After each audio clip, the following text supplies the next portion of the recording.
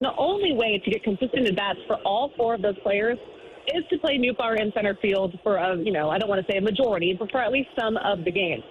We know that he is the lesser center fielder compared to Victor Scott and Michael Ciani. I think he would be pretty open to admitting that. It's not exactly rocket science there. But in terms of configuration and these at-bats and working as many opportunities for these young guys as possible, that's where they're going to have to go. They have not made a decision of Ciani versus Scott. If this is a performance-based camp, it'd be Scott by a mile.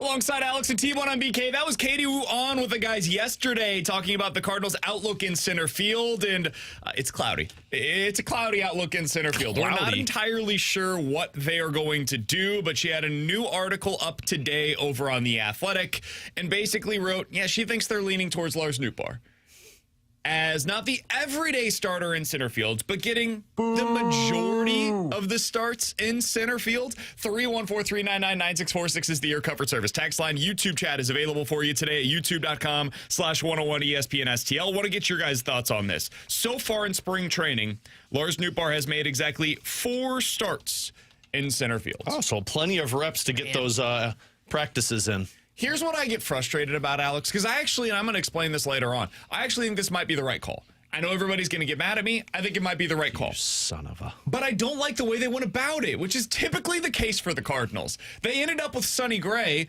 after nearly missing out on him because they prioritized Kyle Gibson and Lance Lynn first. Guess who's not here anymore? Guess who is here at this point? Guess who still don't have jobs in the big leagues. Correct. But they fell into being able to have just enough time to sign Sonny Gray. You end up with Lars Nootbaar as potentially your starting center fielder, but you forgot to get him the reps that were required in center field during spring training. Jordan Walker was never going to be a third baseman on this team. Never. It wasn't happening. But they didn't move Jordan Walker to the outfield, Alex, until after Nolan Arenado had committed to the organization that he wasn't going to opt out of his contract after the trade deadline. What was that, in 2021, I guess it would have been, or something? 22, maybe? 22, I think. Nolan Gorman was going to be the starting third baseman if Nolan Arenado opted out. Hey, fast forward 4 years later. To move him to the outfield, and I will never forget, somebody asked Mo about where Walker was going to play, and they said, I would assume right field, right? He's got a cannon of an arm. He's like, why not center? What? What do you mean, why not center? Anyways, they fall into this stuff, man. They end up, even if they make the right moves, it feels like they get there in this weird roundabout route. So I don't hate the decision. I dislike how we got here. Alex, I know you not only dislike how we got here, but also hate the decision. Explain that. I hate the decision, which is kind of hypocritical of me because I was the one clamoring at the beginning of spring training and in the offseason to put Nootbaar in center so that everybody can get their reps. Here's what's changed. Victor Scott is crushing the baseball in spring training. He's got a .371 batting average with a .1133 OPS. And you're going to tell me that that guy shouldn't be on the major league roster. Now, I know we like to pick and choose when we use spring training stats don't matter. When they're playing poorly, they don't matter. When they're playing well, it's like, hey, he should be playing well. Exactly. I don't understand the premise of this because backtrack when we had all of the press conferences and it was a youth movement. Well, here's your youth movement and the guy is showcasing it for you. Now, I understand spring training is different and maybe he struggles at the major league level. But don't you reward the guy who has put in the work in the offseason and he's made the adjustments and he is showcasing? He's giving you power, he's giving you speed, he's giving you contact, and he gives you gold glove defense in center field. And we're doing this because we need at-bats for Alec Burleson? Correct. I'm just not on board with that. Alec Burleson, to me, is not in the same category as Lars Nootbaar and Nolan Gorman. Those are the two guys. There should be wanted posters of them in the clubhouse this season. Wanted. Want to find out what these guys truly are. Out of curiosity, why? Why is he in a different category? Because if I'm not mistaken, arbitration is a lot closer for Lars Nootbaar than Alec Burleson, correct? Yeah. They're currently in it. Okay, well, it goes to show you how much I know on that front.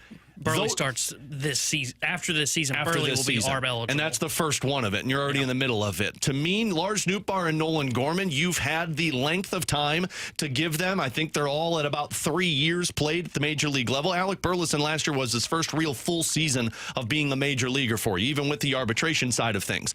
I'm done with the Nootbaar and Gorman if you don't figure it out this year. Burleson, if I don't see it consistently, I still got a little bit of a runway. Now, I know arbitration's going to kick in, but we know how the Cardinals like to operate. They'll find a way to make it a little cheaper for them if he's not getting the reps.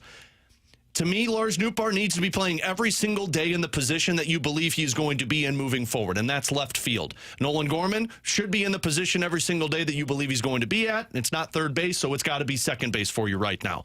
I'm not worried about Alec Burleson. He'll get the at-bats, and there's going to be injuries at some point. Frankly, if you believe Lars Nootbaar's not going to stay healthy, well, bada boom, there's your option.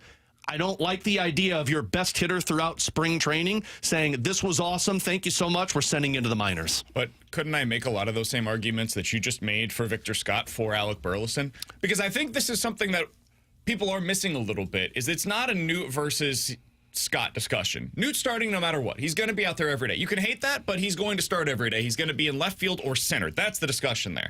The discussion is, do you want to start Alec Burleson or not? Because if you're starting Lars Nootbaar in center, you can get Alec Burleson into the lineup.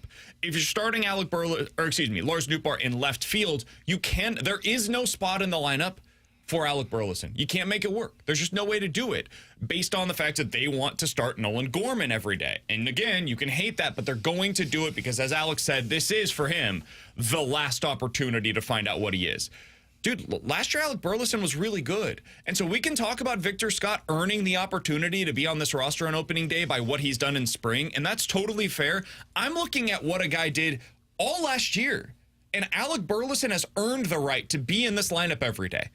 Last year, Alec Burleson did the stuff that we have been asking for them to find. He was a 25-year-old player that finished with more than 20 home runs, led the team in RBIs last year, and had an OPS that was above league average. And up until the final month of the regular season, where he went really cold, like there's no way around it. He really dropped off in that final month. But up until that point, he had like a 775 OPS. Alec Burleson was a good hitter for them last year and did it against quality major league hitting.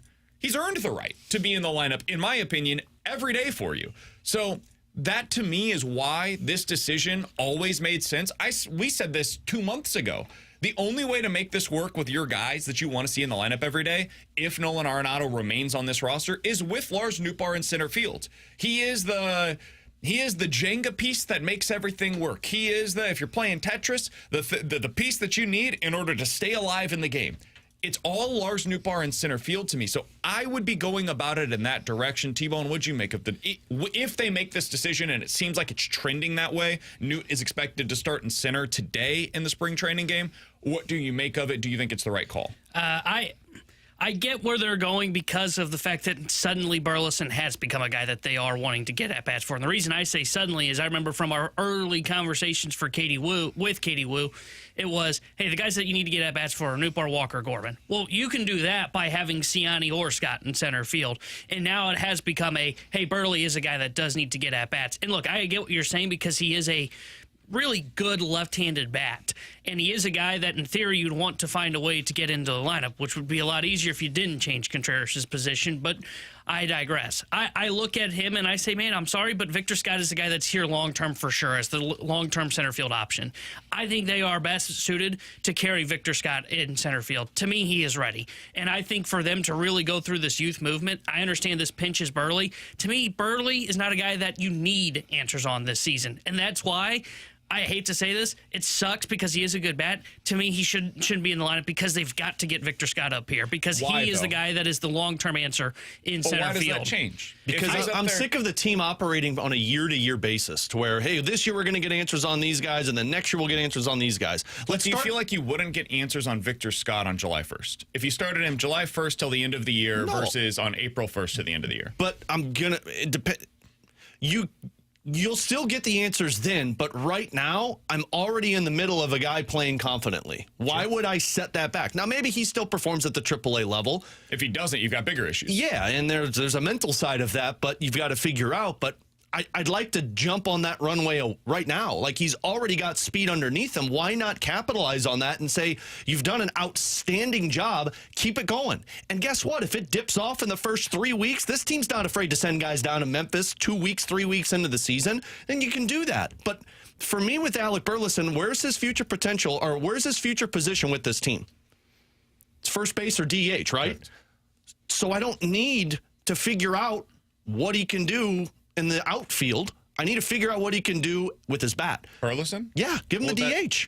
Sure, but the only way you can do that is with Lars Nootbaar in center. Or Lars Nootbaar in left field and Brendan Donovan as the super utility guy, which we talked all about this season. Sure, but even then, you just don't have enough spots. Like, the math doesn't work because Gorman's got to play every day, too. You run out of spots. This is the thing. Like, when you have Donovan, Nootbaar, and Siani/Scott, one of those two guys playing in the field, you don't have a position for Brendan Donovan. Right, and somebody's going to get the short end of the straw. And unfortunately, I've got two guys that still have a little bit of runway to figure out who they are. But and you're talking about Alec Burleson being and the one Brendan that's pushed Donovan, out. yeah. Yeah, like those guys are playing for me. They're two of my best players. This is the thing. Like, eventually it should be about getting guys that have shown the ability to play at the major league level in the lineup play at the major league level. Then if that's the case, Lars Nootbaar and Nolan Gorman shouldn't be in the lineup for Lars you. Nootbaar has been good. He's just not healthy. Yeah, the one that you can make an argument for is Gorman. An argument for. Yeah. If you wanted to make the argument for Scott over Gorman, I'm here to listen to it. But, man, we know that's not what they're doing because Gorman is the priority this year. He is the number one guy you got to get answers for. All right, we'll get into this more as we go along here today with Alex and T-Bone on BK. 314-399-9646 is the Air Comfort Service text line to get involved in the show. We're already behind. We got to talk to Jeremy Rutherford next year on 101 ESPN.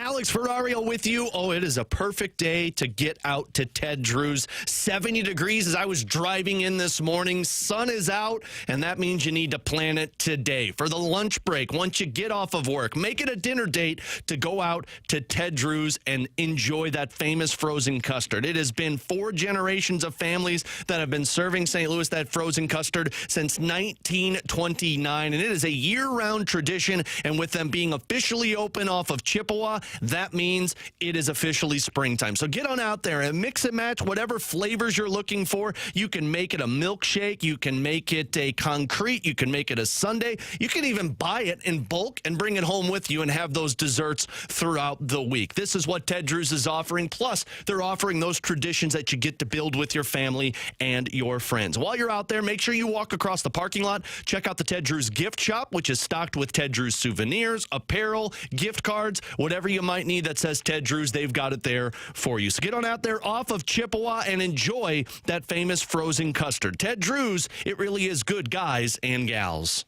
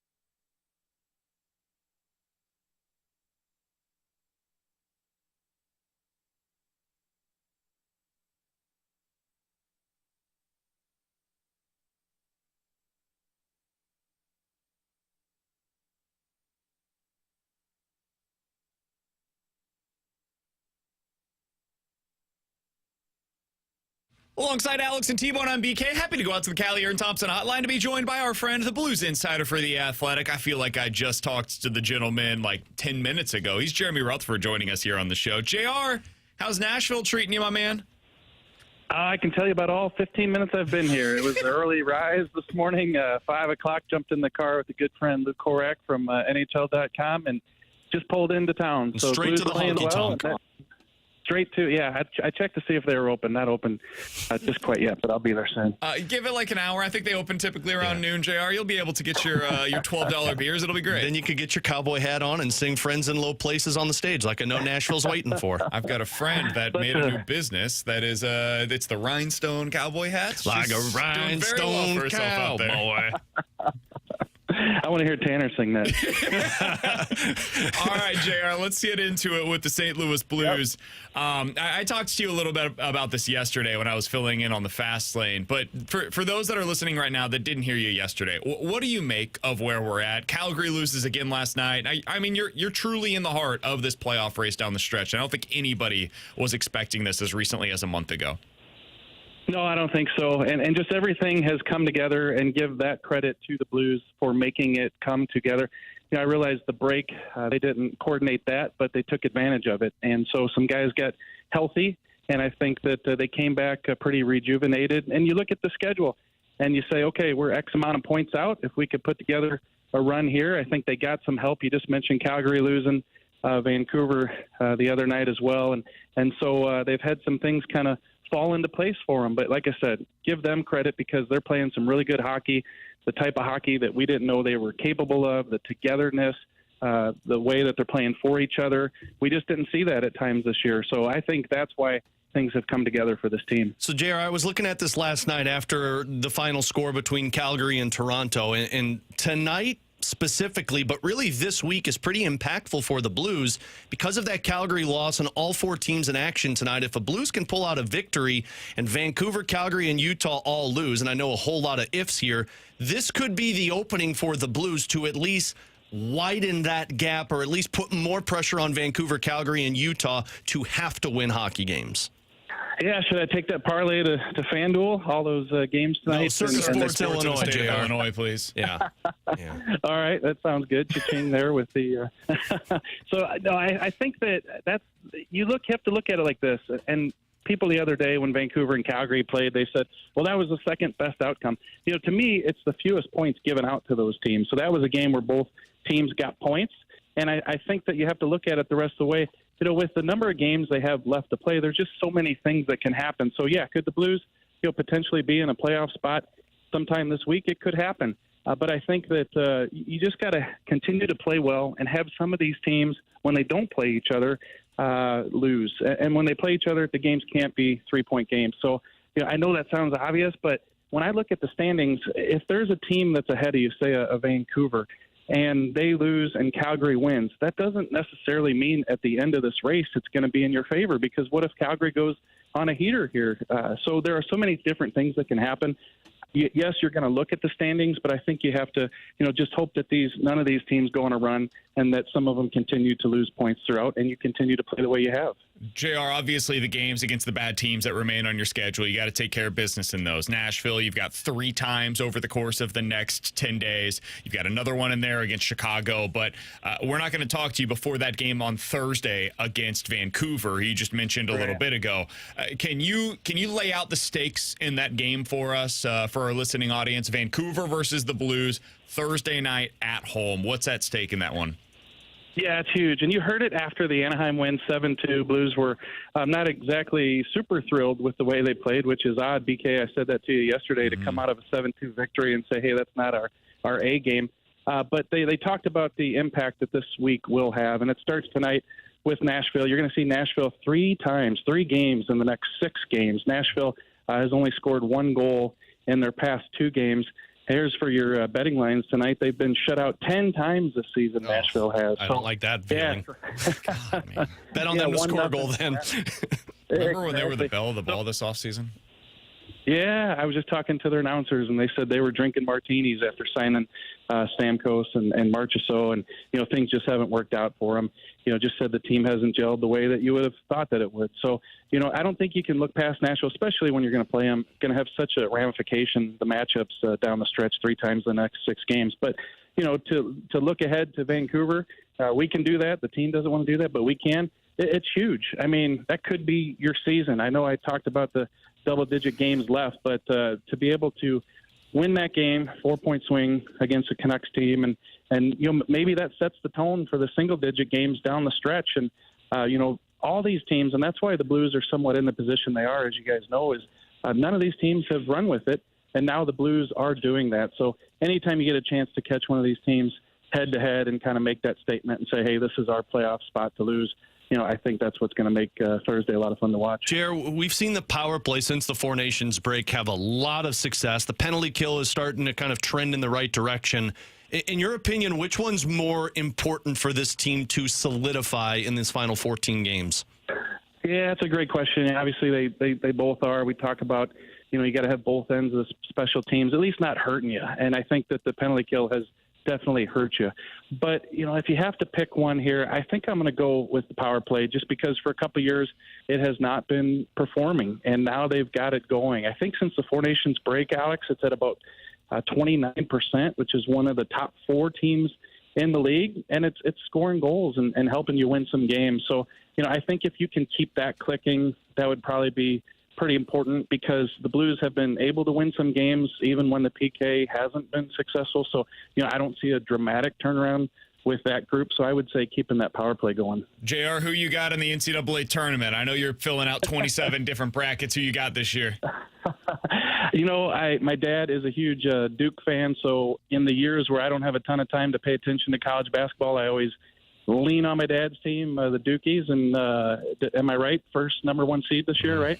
They are a number 1 seed. Auburn was the overall number 1. Duke was the technically the 2nd seed overall. But yeah, they were an excellent team, and Cooper Flagg is unbelievable. Yeah, so we have a family friends pool. Of course, I'll report that to the IRS after the tournament's over. Nice. But my son last night, he said, "Can you help me with my pool, Dad?" And I said, "Buddy, probably not the guy that you need the help from." So. The nice thing is, the less you know, the better you typically do in pools like this. It does feel like that. In the past few years, I feel like I get off to this great start, and there's 40 people in the pool, and I'm in the top 5, and then kind of fade towards the end of the tournament. It's going to be a lot of fun. Well, Bracket Madness Pick'em Challenge is available for you guys if you want to be a part of that. Sign up now over at 101ESPN.com. Free to enter. This year's top scorer will take home a $250 Amazon gift card and a 101 ESPN prize pack. All the rules are available at 101ESPN.com. You can sign up there. Bracket Madness Pick'em Challenge is refreshed by Bud Light. JR, appreciate the time as always, man. Thanks so much for hopping on with us today. Enjoy your time out there in Nashville. We'll talk with you again next week. Thanks a lot, guys. Talk to you next week. See you, JR. That's Jeremy Rutherford joining us as he does each and every Tuesday here on BK and Ferrario. I asked that question kind of with an answer already in mind. I think the power play is more important for this team to have locked down the rest of the way because they've been such a disciplined team in terms of not taking penalties. If you give up 1 power play goal out of 2 opportunities or 1 opportunity in a game, you can handle that. But if your power play does what it did against Anaheim the other night or can just at least get you 1 goal, that's going to be the difference down the stretch. I would add this. They are so good right now at shutting down 5-on-5 goal suppression that, like, just adding that extra punch offensively, that's the thing that I think matters more. I trust this team. I cannot believe I'm saying this, Alex. Genuinely. T-Bone, grab that hat. Grab it. No. I'm not doing that. But I trust this team defensively right now. They don't have Colton Parayko on the ice. That's crazy for me to say. Yeah. Like, it is what if you had told me going into the season, hey, the Blues are going to miss Colton Parayko for the final 6 weeks. How do you think this is going to go? I would have said, not well. And defensively, this could be a real problem for them. And instead, that's the part of the team that I feel most confident in right now. It's crazy. But yeah, I'm with you. The power play would be the thing that I would be looking for. The part of it, too, with the Colton Parayko absence is if you would have asked that question with the caveat of, like, not knowing Cam Fowler was a part of the team, I would have said it's a disaster. But because you have Cam Fowler, I think it has softened that. Really, Cam Fowler and Broberg, it has softened that blow so much more for that team, which is a good position to be in. We've said this all along. You need at least one capable defenseman on the ice at all times. Like if you lack that, then you've got real problems. Right. But right now, that top pair, you've still got Cam Fowler, and that second pair, you've still got Broberg. And when those guys are playing at their best, you at least have a chance. And that's all you're asking for from the Blues. It's all we needed from this year. Give yourself a chance down the stretch. Blues have exactly that. They're taking on the Predators tonight in Nashville. Alex will have your pregame coverage starting at 6 o'clock. The puck drop for that one coming up tonight at 7, right here in your home of the Blues, 101 ESPN. In 15 minutes, we'll get into questions and answers. 314-399-9646 is the Air Comfort Service text line to get those questions in. But next, we continue our countdown of the 20 most important Cardinals for the 2025 season with number 9 on the list. We'll tell you who that is next here on 101 ESPN.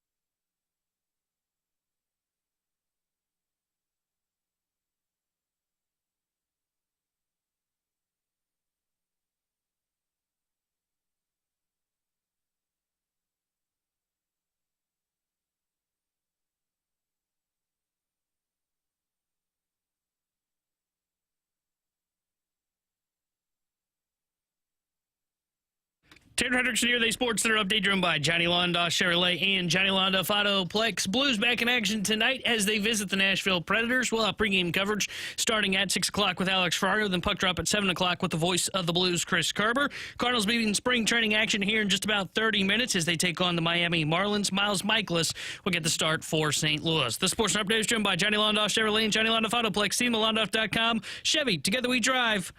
Are you kidding me?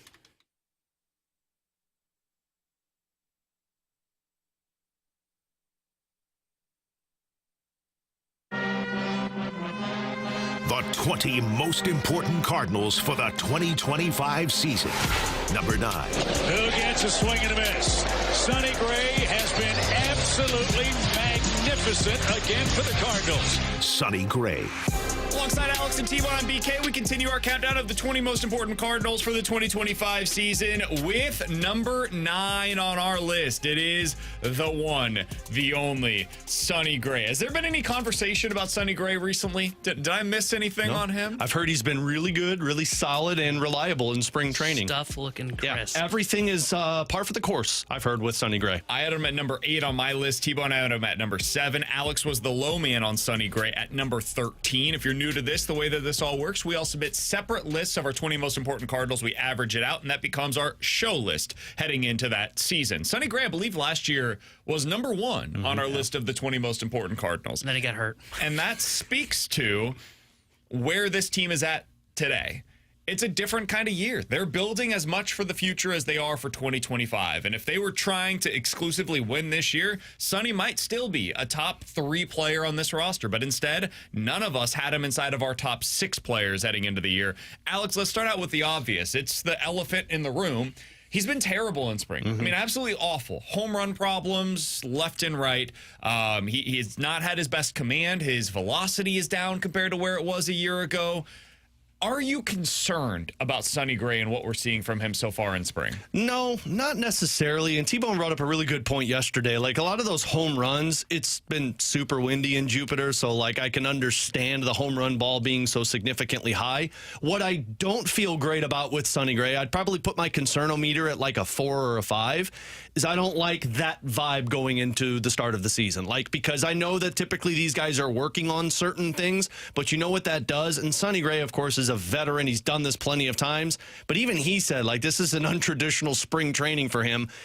It provides less confidence for certain items that you were working on in spring training. And when you don't have that same confidence, what's that look like to start the year? So I'm not like sitting here screaming that Sonny Gray is going to be awful this year, because I figured he's going to figure it out at some point. But I don't like the feel of starting out the season where the first couple of games might be rough for him for how spring training ended. And part of the reason I had him so low on my list is because I don't think it really matters, because this season you're not competing. And that means Sonny Gray isn't as impactful for your team. Yeah, and I had a tough time deciding whether I wanted to put him. So he finished, as you had mentioned, 7 on my list, and I had Arenado at 6. I had a tough time deciding where I was going to put those two, because to me, Sonny Gray kind of falls into what I was saying yesterday about Nolan Arenado. Okay, so I did part of my list as what if you want to win in 2025, which, as we're seeing with New Barn Center, they kind of want to do. Sure. But I look at that and I say, okay, well, he's clearly your best. You don't have a guy that you can replace Sonny Gray with. If Sonny Gray went down, knock on wood, that doesn't happen, you don't have a guy that can slide into that number 1 spot and be your ace in this rotation. They just don't have any of that stuff that Sonny Gray has with his pitch arsenal. But then when I also look at the outcome for what does it mean for the Cardinals 2025 and beyond?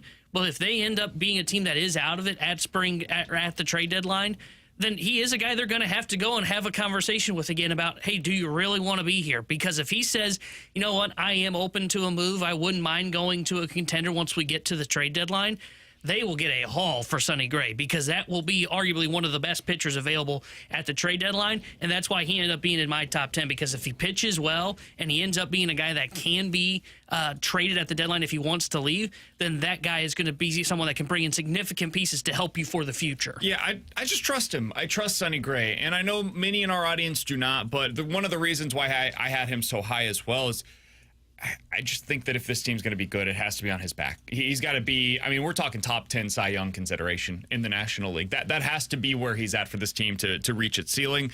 I would also add this, Alex, to your point on not getting off to the good vibes at the beginning of the season. That's super important for this team. Because, man, the last 2 years, 2023, they started 10-24. The season was over before it ever began.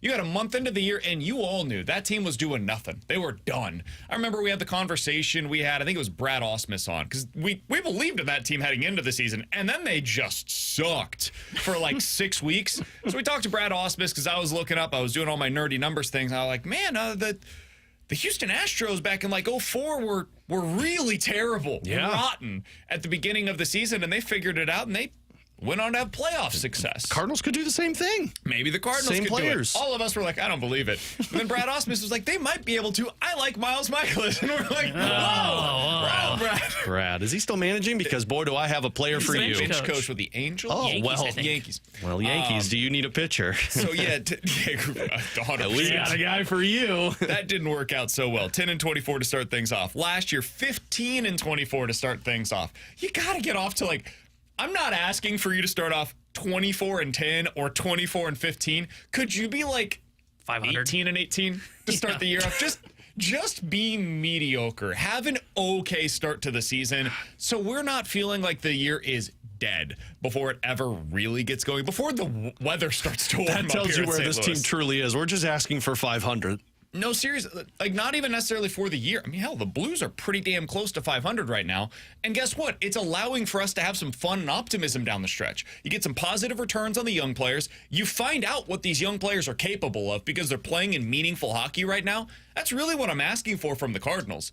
Can you play meaningful baseball in August and September? If you can do that, I think that's probably good, given what this season is expected to be from the Cardinals. But that's kind of where I find them to be right now. Yeah, and I agree with that. And I think the schedule sets up for potentially helping them there in the first month, because I look at their first month of their schedule. They've got 10 series, and I'm including the 2 that start in March here, late March.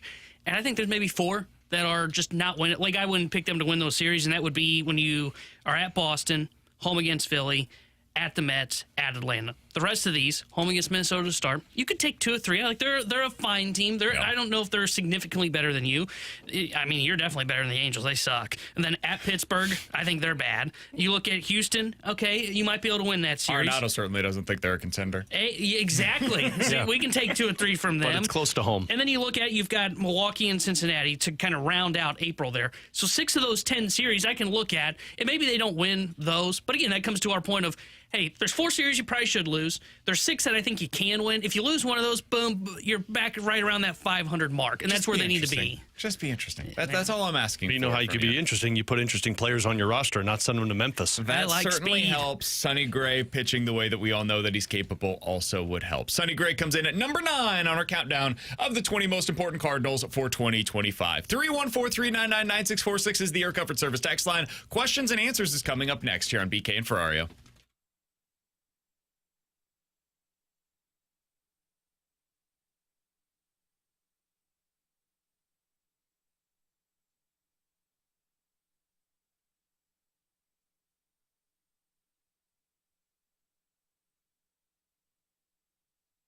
Jamie Rivers here, and I'm with my great friend Katie from Elite Heating and Cooling. And one thing that you like to talk about, Katie, is the fact that people can trust Elite. Absolutely. Yep. That is our goal. In 2023, we did just earn the BBB Torch Award for ethics, but we want to earn their trust. We realize that you've got to trust the people that are in your home, not just with your equipment, but with the indoor air quality and the quality of your home. And that's what you call great customer service. And that's what you get over there at Elite Heating and Cooling. Correct. We want to give you a consultative review of everything that's been offered. If you have a problem and there's a situation that needs to either be a repair or a replacement, we're going to go through those thoroughly so that you understand everything that needs to be done. And I know myself, talking to Katie and her husband, that they pride themselves on making sure the customer feels safe and the customer can trust what Elite Heating and Cooling is doing. So please give them a call, book an appointment. No gimmicks, just guarantees. Let us earn your trust at EliteComfortExperts.com.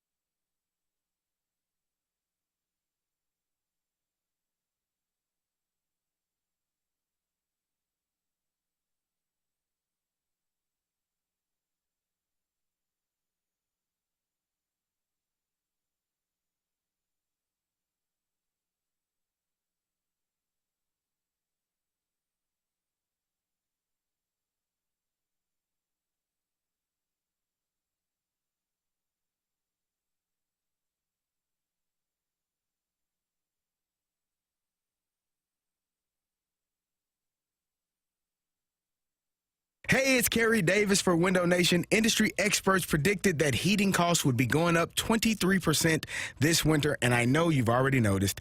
You need relief, and the best way to do that is with Window Nation. Their affordable, high-quality, energy-efficient windows will keep your costly heat inside, lower your monthly utility bills, and keep your home comfortable year-round. How affordable? Right now, get 2 free windows for every 2 you buy, plus 0 down, no payments or interest for 2 full years. You can get new windows installed in 1 day or less. All you need to do is call 866-90NATION or visit them online at windownation.com. Imagine what you could do with all the extra money in your pocket. Hurry. Offer ends soon, so don't miss out on your chance to take advantage to buy 2 and get 2 free. Pay nothing until 2027. Schedule a fast in-home estimate right now. Those windows will come and be installed in 1 day or less. All you need to do is dial 866-90NATION or visit them online at windownation.com.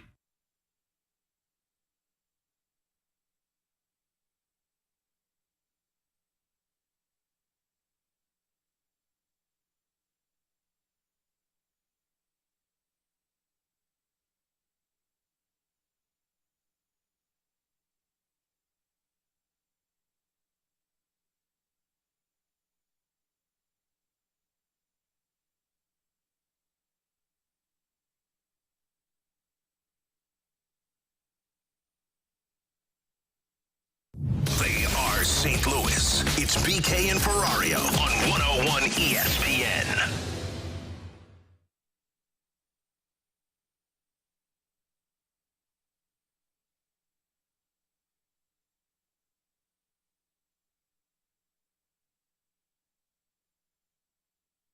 Alongside Alex and T-Bone, I'm BK. You got BK and Ferrario here on 101 ESPN. 314-399-9646 is the Air Comfort Service text line. If you guys have any questions, get them in right now on the Air Comfort Service text line. YouTube chat is also available to you at youtube.com/101ESPN.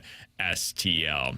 All right, let's start out with a little bit of news. This comes from Jeremy Rutherford. He says that the Blues are going with Joel Hofer in the starters' nets tonight. Alex, they're going to be on the road at Nashville. They do play Nashville again on Sunday, and that is part of a back-to-back situation. So my tinfoil theory, they know they need Benner on Thursday against Vancouver.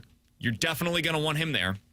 My guess is they want to switch up the look for Nashville because they've got him three times in the next 10 days. So you give him Hofer tonight. Sunday you go to Benner, and then you make your decision on who to go with in that third game, depending on who plays better in these 2 games against them.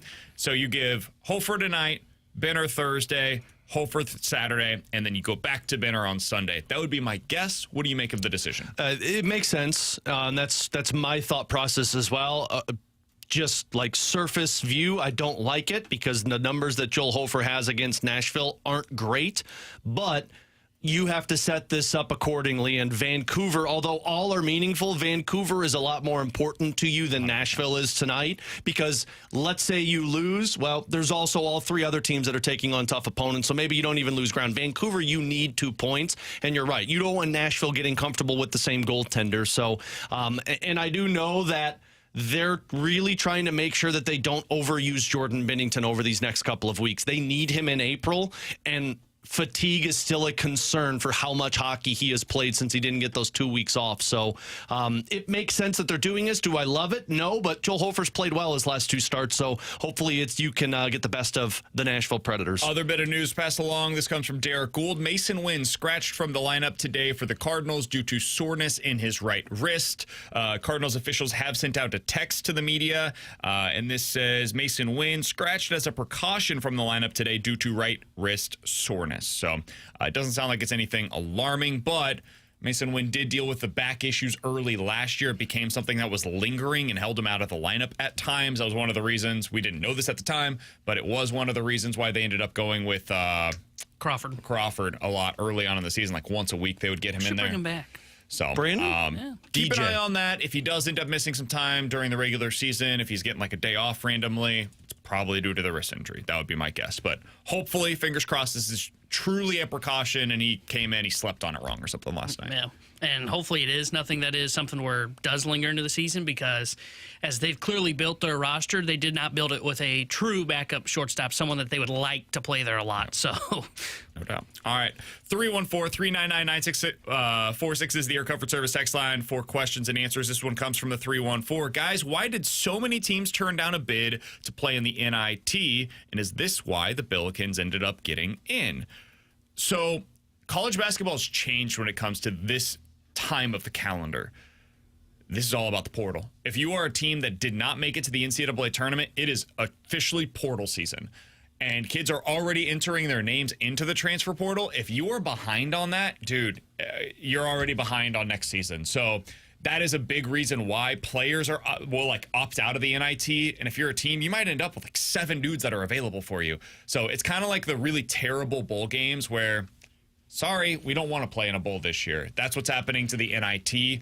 It's just the reality of where things are at. What was the team that got invited and then had their South invite Alabama. rescinded? Oh, man. If everybody's getting invites except that team, they're getting theirs taken away. So apparently the NIT had invited South Alabama because they thought another team that had been invited, I did not see which one it was, but another team that had been invited to the tournament had declined. They thought they were going to go to another postseason tournament, and then that team ended up accepting the NIT invitation. So South Alabama, which was supposed to be the replacement, got booted. So you asked 2 girls out, and then the first girl came back and said, I'd love to go out with you, and you have to go back to the second girl and say, prom date situation, and this is awkward. Yeah. Man, I wish I had that problem. We just typically take 2 of them, T-Bone. That's what I've always been told. All right, 314-399-9646 is the Air Comfort Service text line from the 618. BK, I'm warning you, you're overlooking Drake. Can you go through your analysis of the matchup and why you're so confident in Mizzou? Sure. So put your conductor hat on while you do it. No. That's not happening. I understand. I want to start out with this. Drake is a good basketball team, and they're an incredibly well-coached basketball team. So that needs to be said on the front end. Every team in the NCAA tournament can win in the NCAA tournament. And especially when you're anywhere from the 3 to 12 seeds. Those teams can all beat anybody on any given day. They can. They're that's why they're seeded as such. But the reason that I am so confident in Mizzou winning this game is because Mizzou struggles with specific things. They struggle with size in the interior, and they struggle with teams that can just beat them at their own game. Like Alabama didn't end up doing this, but Alabama had the ability to run up and down the court the way that Missouri does. Florida has the ability to run up and down the court just better than the way that Missouri does. Auburn, same thing. And when you combine that with some size, which Florida and Auburn have, that's a nightmare matchup for Mizzou. Drake doesn't have that size that gives Mizzou issues. Drake's other problem is that they turn the ball over like crazy. You're going to see some stats this week leading into that game that say Drake barely turns the ball over. Hogwash. They do. They just don't play at a pace that allows for those volume statistics to get high. So if you look at their turnovers per game, it's going to be low. Look at the number of possessions, the percentage of their possessions that end in a turnover. It's bottom 50 in college basketball, dude. They turn it over a ton. And what Missouri does is when they turn you over, they get out in transition and get up quick. So as much as people are talking about how Mizzou will have the tempo dictated to them, it's going to be a slow game because that's the way that Drake plays. I actually think there's a pretty decent chance it flips. And Drake is pushed to play faster than what they want to because Mizzou turns them over, gets out in transition, they get up early, and now Drake has to change a little bit the way that they're playing. That is why I believe Missouri will not only win this game, but I think they win it by 10. Man, you're going to be so heartbroken when they lose by 10. Or lose by 2. I know, it's such a PKO, I right? know. I mean, he's so confident they're going to win by 10, and that's what makes this. I saw the tweets that were rolling out on Selection Sunday. It's going to be tough. It is a fascinating matchup because it's the best matchup in that bracket. In the first round, I think. I think in that region, yeah. Sure. In that region, sorry. Because it is such a different style between those two sides. Absolutely. And that's what makes it so interesting because I agree. I think I will pick Mizzou. I think Mizzou will win that game. I'm going to root like hell for Drake, though. But I think I look at Mizzou and I say they can force turnovers. They should be the one that ends up dictating the tempo. But if Drake just has that one game where they don't turn the basketball over, now things really slow down. And this is what I love about college basketball. You don't see this in the NBA. In college basketball, typically who wins the game is the team that gets to play the tempo they want to play. Absolutely. And if Drake establishes that, watch out. I do agree. There is a scenario in which Drake slows the game down, it looks ugly, and it looks like the Texas game. Yeah. Like, if you're looking for a comparison point of, was there a game on Mizzou's schedule that felt similar to this? There's literally one, and it was the Texas game. It was the one game that Mizzou got completely out of their element all year long. So that would be the one scenario that you're looking at and saying to yourself, like, I'm a little worried about that, but that felt like a one-off to me. It felt like the outlier performance to me. And I don't see that happening. I would also add this. The thing that really concerns me about a lot of mid-majors is when they're great shooting teams. Drake is not a great three-point shooting team. They're fine, but they are not a team that like lights it up from beyond the arc or anything like that. Xavier, who Illinois could play in the first round, that is a team that lights it up from downtown. We'll be able to go mano-a-mano with the three-point shot. I've already planned on Illinois losing in the first round because you don't get to take an 11 seed on and with a play-in game and then just sit around fat and happy and wait to play them. All right, 314-399-9646 is the Air Comfort Service text line. 4 questions and answers. Last one here, guys, from the 314. Who do you have in today's play-in games? T-Bone, I know you have a lot of thoughts on this. Oh, do I ever? I don't even know who the two 16 seeds St. Francis. Alex, what state is St. Francis in? The 16 seed. They are 16 and 17 on the year. St. Francis. The Red Flash. New Mexico. Isn't it Pennsylvania? It's Pennsylvania. Look at T-Bone. You Googled it. You Googled it. No, I'm pretty sure they've been in the tournament before. St. Francis Playing this game. is taking on Alabama State. Oh, they're in Alabama. 16-seeded first 4 matchup. Alabama State is a 3.5-point favorite in this one. Who you guys got? Oh, March is made for the underdog. You know, give me St. Francis. Yeah. Playing games are always underdogs. By the way, the other one, North Carolina, San Diego State. North Carolina's going to win. All the talk around them. Yeah, like they needed more motivation. They're favored by 4.5. I think they're going to win, and I fear that they're going to be a team that could surprise us in the first round too. Why do we have the same? I am so with you on this because this crap happens every March. Yep. We always end up getting so bogged down that this so and so shouldn't have even been in the tournament. They're going to play Ole Miss, and they're going to beat Ole Miss. And guess what? Their second round matchup is probably going to be Iowa State. Iowa State's missing like 27 starters. I think there's a very real chance North Carolina's in the Sweet 16. A very real chance that UNC ends up in the Sweet 16. And everybody's going to be like, whoa, who could have seen that coming? It's March, guys. I cannot believe how much time was spent on North Carolina versus West Virginia. Dude, we have 68 teams. Somebody's going to get in that doesn't deserve it. I'm sorry. They won one quad 1 game they shouldn't have been in, but who cares? I can't have a whole lot of concern over West Virginia not getting into this tournament. I just do not care. West Virginia cares. Yeah, they're putting a lawsuit together. Some conspiracies going on. West Virginia's upset. Yeah, apparently the AD at North Carolina. We all know. The number one guy on the committee. He was the committee chair. He said he wasn't in the room for that. He recuses himself. Yeah. Supposedly. No one else was in the room when it happened. We're going to find out when West Virginia solves this. Hell Coming up next, this week is everything for the St. Louis Blues. Alex will explain it next here on 101 ESPN.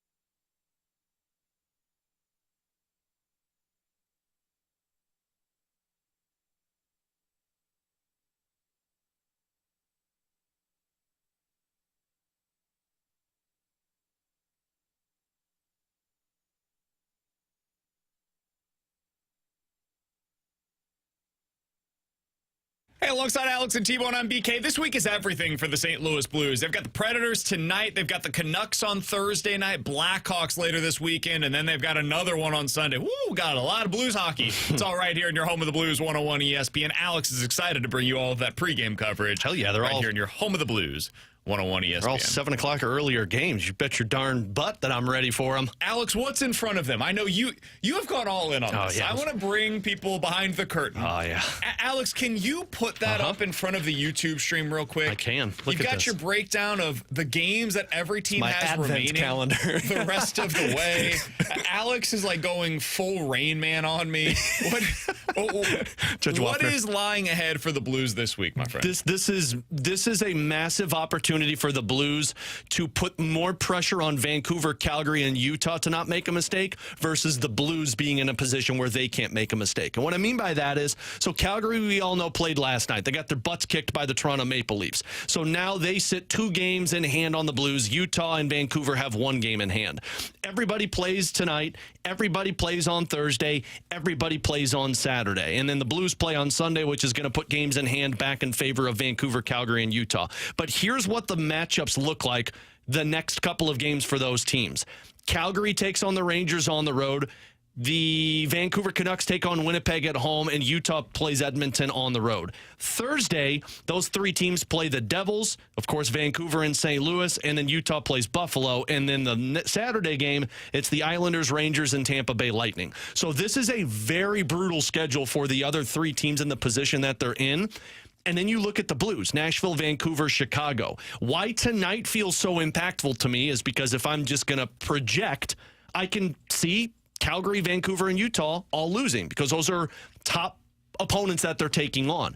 If the Blues can find a way to get 2 points and that works in the Blues' favor where those teams lose, now you're at 75 while Vancouver sits at 73, Calgary at 71, Utah at 71.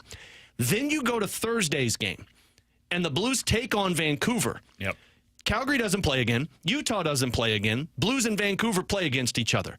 You could make this a 4-point lead over the Vancouver Canucks to where they have 1 game in hand. And Calgary, depending on what happens tonight, could be 4 points behind you and have 3 games in hand. Now, I know that those games... They don't play hockey.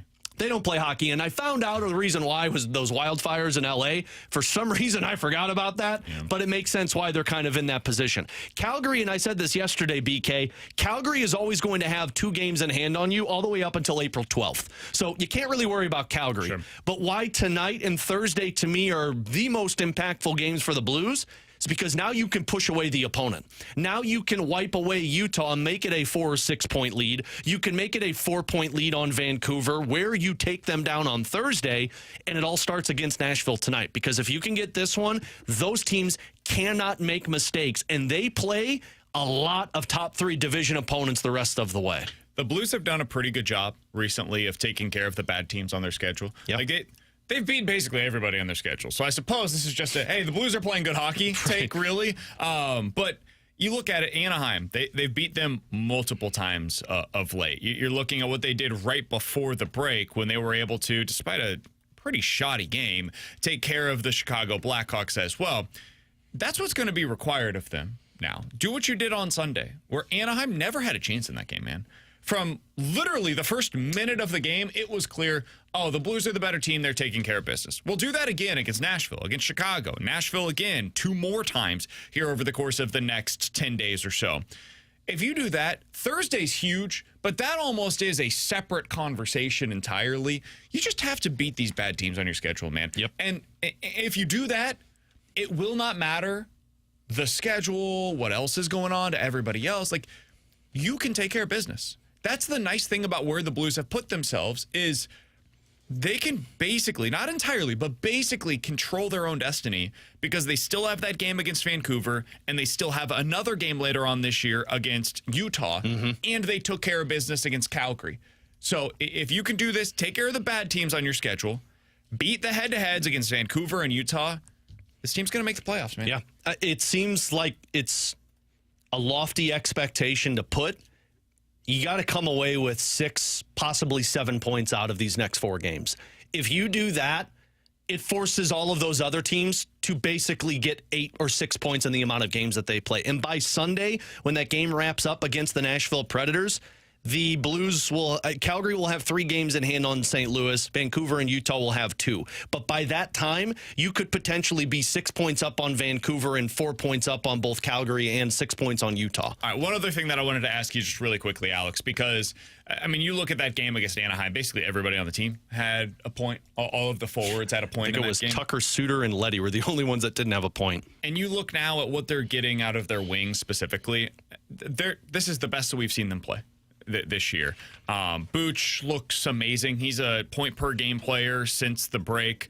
Thomas, 14 points in 12 games since the break. He's a +6. Kyrou, 12 points in 12 games since the break. He had 6 over the weekend in those 2 games. Schenn, Holloway, Neighbors, all 3 of those guys that I just mentioned, 11 points in their last 12 games. Bolduc has 6 goals in his last 12 games. It's absurd what they're getting right now out of those wingers. Are you now comfortable with the long-term outlook for the Blues on the wing? Because we have been saying for years that they are desperately in need of that legitimate number 1 winger to put with Robert Thomas on that top line. You still have Jimmy Snuggerud, who's going to probably be here by the end of the season. Are you now feeling pretty good about where they're at in that regard? I'm pretty comfortable. I'm not going to sit here and say, yep, I'm hanging up the phone and not going to take any phone calls because I'm good with what I've got. Because if there's an opportunity to get a legit number 1 winger, like I know everybody goes to Brady Tkachuk, but whomever is going to be out there, you take that phone call. Because despite how great they've played, it is only a 2-month stretch. And you do have to remember what took place in the first 4 months of the season. But I look at what they've got now. This was the vision that Doug Armstrong and company had all along when they made these draft picks. Because you went last year, I think we all probably would have said, yeah, you potentially have 2 guys that could score 30 goals, but you had to squint to see that second. The one that we were all comfortable with was Jordan Kyrou. And then we were like, maybe Jake Neighbors, maybe Pavel Buchnevich. Now, after this season, I'd say comfortably, you've got 3 guys who are 30-goal scorers on this team. Because I think Holloway is that, I think Jordan Kyrou is that, and this might be very aggressive of me, but I think Zach Bolduc is a 30-goal scorer. I'd say 25 plus, but we don't need it. Yeah, the reason I'd say 30 with him is because of the power play. And that one-time shot, that's where you get a majority of those goals. But regardless, I think between him and Snuggerud, your hope is that one of them can kind of reach that. Yeah. Regardless, though, you've got that type of depth. And before, I'm like, man, you don't have enough to be dangerous 4 lines. Now, I look at what next year could potentially hold for this team with a Snuggerud playing with a Thomas and a Booch, Holloway and Kyrou and Schenn staying together, and then Neighbors with a Dvorsky and a Bolduc. Yeah, I'm pretty comfortable with what I've got moving forward. And honestly, the pieces that could be moved out are the other ones that we thought were going to play into your top 9, like the Stenbergs or the Pekarchiks and things like that. You might be able to flip those to go upgrade on defense even more. But yeah, they're sitting pretty comfortable right now with what's on the horizon for next season, which, in my opinion, is part of the reason why this team is so exciting right now. 314-399-9646 is the Air Comfort Service text line to get involved in the show. Somebody on the text line said, guys, how have the Blues done against the bad teams on their schedule this year? Fair question, something that I needed to look up real quick just to make sure that I had this right. So the Blues on the season have played against... They've played 26 different games against teams that have won 30 or fewer games this year. So basically teams that are below 500 on the season. That's changed a lot since that Winter Classic. Mm-hmm. The Blues previously were not very good against them. On the year, they're 16-10, but since that game against Chicago in the Winter Classic, beat Chicago, beat Anaheim, beat Calgary twice, beat Utah, beat Chicago again, beat Seattle, beat Anaheim, beat Anaheim. So they have won 9 of their last 11 games against teams that are below 500. Mm-hmm. So they've been great against them. The 2 outlier performances, they lost 4-2 against Utah once on the road. They lost 5-3 on the road at Pittsburgh. They've been great against these teams at home. Tonight's another test on the road against one of those teams that are lackluster. The teams that you're going to look back on at the end of the season that they've struggled against that are sub 500, the 2 games you lost against the Buffalo Sabres. I believe you lost both games of the Philadelphia Flyers, if I'm not mistaken. I think both were in a shootout. Those are going to be the two that at the end of the year, if you do miss the playoffs, you're going to look back and you say, yep, but you didn't get the job done. And if I'm not mistaken, those 2 games against Buffalo and one of those 2 against Philadelphia were with Drew Bannister, not Jim Montgomery. San Jose as well. You lost one of those games. Sorry. You didn't have to throw him under the bus like that. I'm sorry. It wasn't good. It wasn't good to put it mildly. Sorry. All right, 314-399-9646 is the Air Comfort Service text line to get involved in the show. In 15 minutes, the Cardinals appear to be ready to adjust to more of an offensive mindset. What does that mean for their lineup, and is it the right call heading into the season? We'll talk about that at 12:30, but coming up next, we continue our regional breakdowns. The guys did a region for you yesterday that they decided to break down for you. Today, we've got the South region, so get that bracket out. We'll go through it. The best game that we're looking for in round number 1, the sleeper team that we're looking for to potentially come out of that region. We'll give you the whole breakdown of the South region next year on 101 ESPN.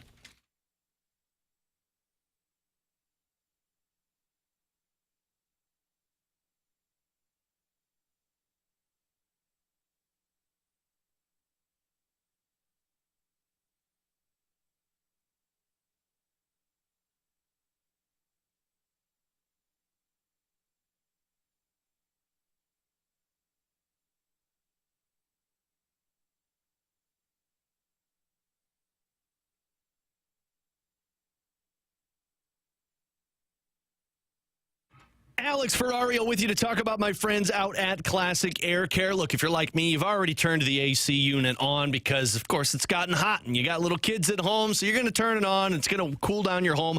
But if you've got an older unit, you turn it on, and that's when issues typically pop up. And then you get to the conversation of, do we just need to buy a brand new unit? Well, I've got great news for you because Classic Air Care right now has free estimates for them to come out and check the home to get an instant HVAC system quote. You could do that online. They also are rolling out specials that just started on Monday to where you get a free furnace unit with the installation of a full HVAC system. This is where you need to capitalize on it. And look, on top of the offers that they provide, you get incredible customer service with Classic Air Care that are taking care of that unit to last you the length that you live in your home. I've been using Classic Air Care since I've owned the home in 2016. In our first home, we lived there for 4 years, had a unit when we bought the home that was 25 years old, and it lasted us all the way up until we moved out. So Classic Air Care is the company for you. Schedule online. Get those instant quotes online if you're looking for a new unit. Just do me a favor and tell them Alex Ferrario sent you. That's Classic Air Care and ClassicAirCare.com.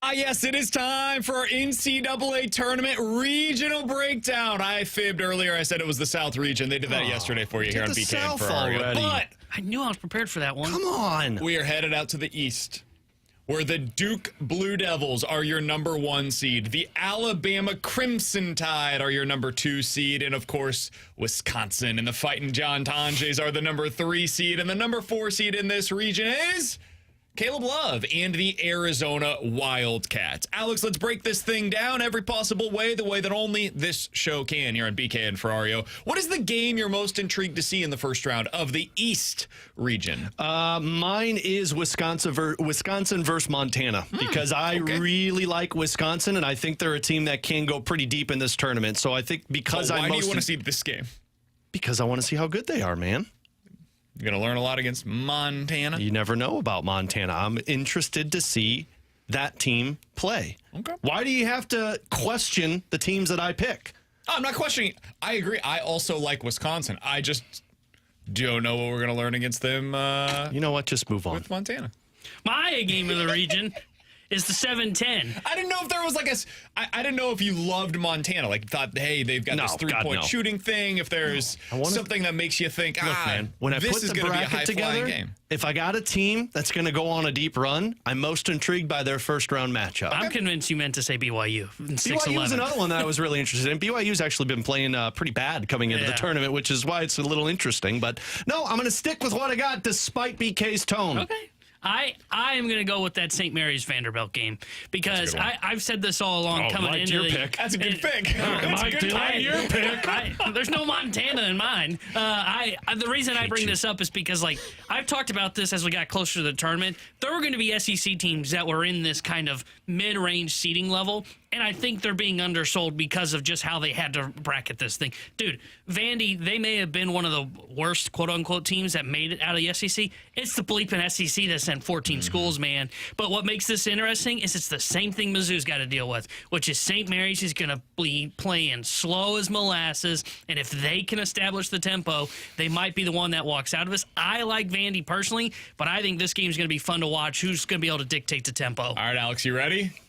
No, I'm not even listening. By the way, do you know what the line is on Wisconsin versus Montana? Isn't it like 20? It's 17 and a half. 17 and a half in favor of the Fighting John Tonjes. All right. My game that I'm most interested in the first round is Liberty versus Oregon. Oh, you a big fan of Liberty, BK? I am. You know why? Because they shoot the ever-living lights out of the basketball. One of the best three-point shooting teams in the country in this tournament. The only team that shoots better than them from deep is Houston, and they are a number 1 seed in this tournament. So I want to see what this looks like, man. Liberty could get beat by 25. That is very much in play. Oregon's a good basketball team. However, they can win this game, dude.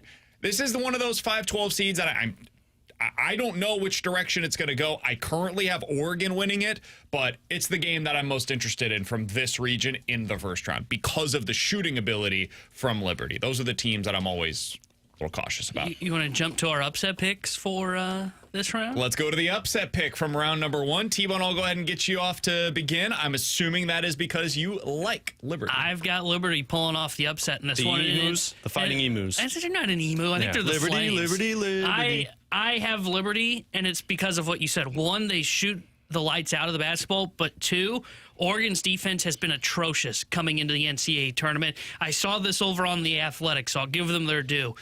Oregon has ranked north of number 300 in effective field goal percentage defense over the last 10 games going into March. 300? Yes. Their defense has been atrocious going into March. Add on top of that, you're going against the number 1 efficiency shooting team in college basketball in Liberty. Oh, yeah, I'll take that upset. Liberty Flames are taking down the Ducks in round 1. Well, let's see if Mr. Tone Ranger over there hates this one because... As long as you don't pick like a higher seed... Go ahead, Alex. No, go ahead. Go ahead. Use your tone. You think it's going to be Baylor over Mississippi State?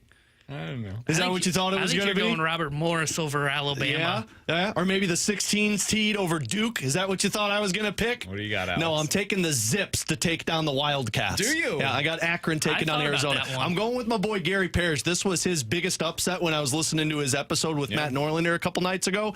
The reason being, and I didn't realize this, Akron was playing some really good basketball down the stretch. I think they went 17-1 in conference play. They only lost once in the calendar year. And Arizona, on the flip side of it, they have been playing bad. They were 5-6 in their final few weeks of the regular season. And I've told you guys before, I always go against the team that stumbles into the March Madness tournament. So I'm taking the Zips to take down Arizona. I like that one. Brandon likes this one. I don't have the guts to do it because, yes, Akron was very good in conference play. It's going to be another tone thing, isn't it? The quality of the teams that they played in conference play, I think it is fair to acknowledge were not great by and large. The MAC is just okay at the whole basketball thing. It's much better at football. So Is it? MAC? Yeah. Oh, yeah. MACtion used to be amazing. This was probably a little before your time, but the MACtion used to be like a legit conference for college football, and it's still decent. It's not quite as great in the basketball side of things. My upset in this region, I'm curious if you guys think this qualifies, because it is, by seeding, a pretty sizable upset.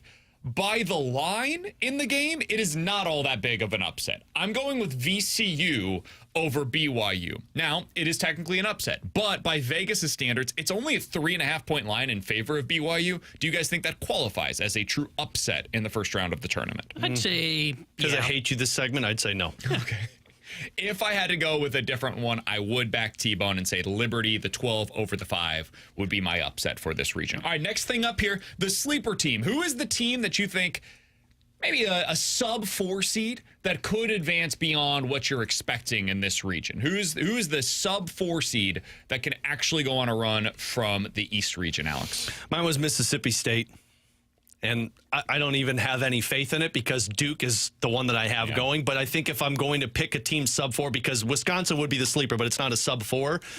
But I think Mississippi State, if you get a banged-up Duke that doesn't have 100% Cooper flag, can Mississippi State make it interesting? Probably, because everything else in that bracket, I have Akron beating Arizona. You guys have Liberty taking down Oregon. The toughest matchup for Mississippi State's going to be Duke in that second round. So they'd be my sub-4 sleeper team.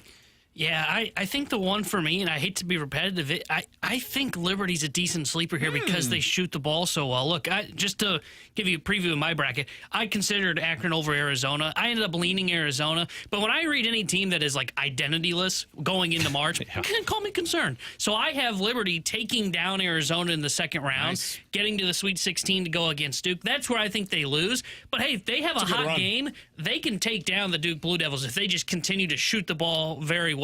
If Cooper Flagg's ankle has affecting him throughout March, Liberty's a sleeper team to keep an eye on in this region. Mine's VCU.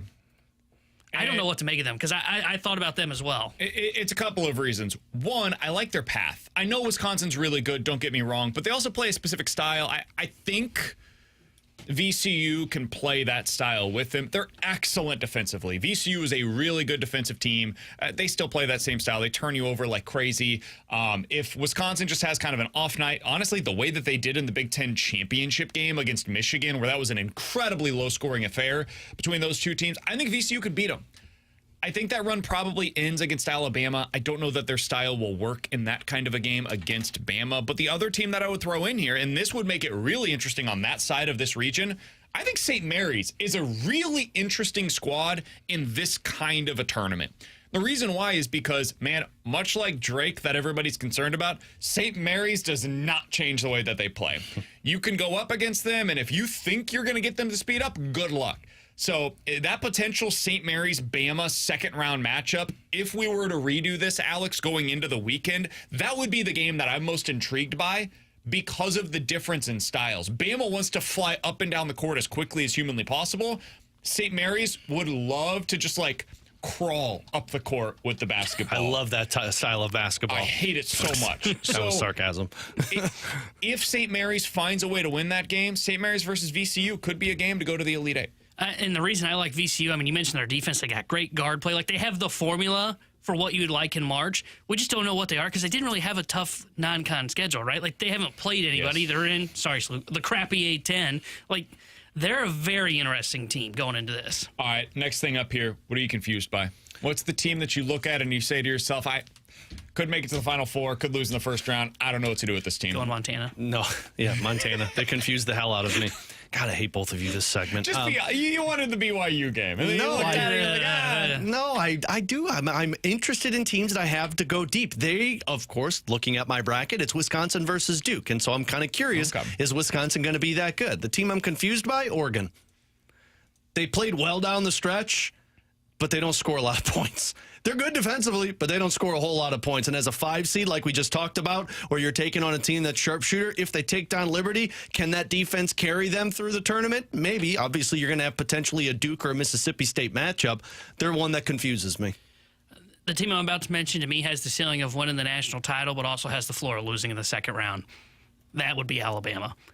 I don't know what to make. Dude, I love their offense. Their offense is great. They can keep up with anybody. I mean, you looked at that game when they lost to Missouri. They shot like 60% from the floor and still lost that basketball game. But why did they lose? And what's been a constant theme for this group of players?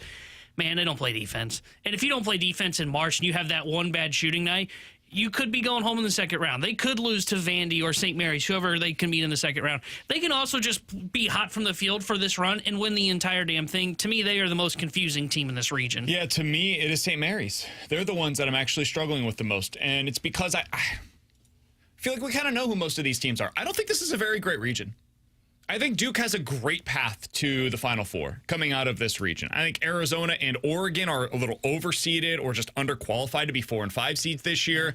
I think Wisconsin is good, but not great. I think Bama is excellent offensively and can't stop a lick. So St. Mary's, to me, is the team that I find most interesting because they should be one of these sleeper candidates. And in previous seasons, I would be looking at them and saying, man, they shoot like crazy. They play this specific style. They could go on a run. They don't shoot it very well this year.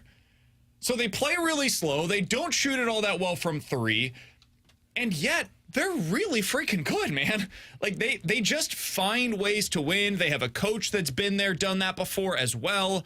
So they're the team that, to me, like, they mostly had Gonzaga's number this year. And Gonzaga, by all the predictive metrics, like you look at KenPom, you look at the BPI, all that stuff, they're like a top 10 team in the country, strangely, this year. And nobody talks about them, and they're an 8 or a 9 seed in this tournament. So St. Mary's, to me, is the one that has me the most confused going into this one. I could see them beating Alabama and ending up in the Elite Eight. I could also see them losing that first-round matchup against Vandy. I don't know what to do with them. That's my team. All right, that is our breakdown of the East region here on BK and You got Ferrario. one in the East. Oh, I guess we should do that, huh? Do we all have Duke?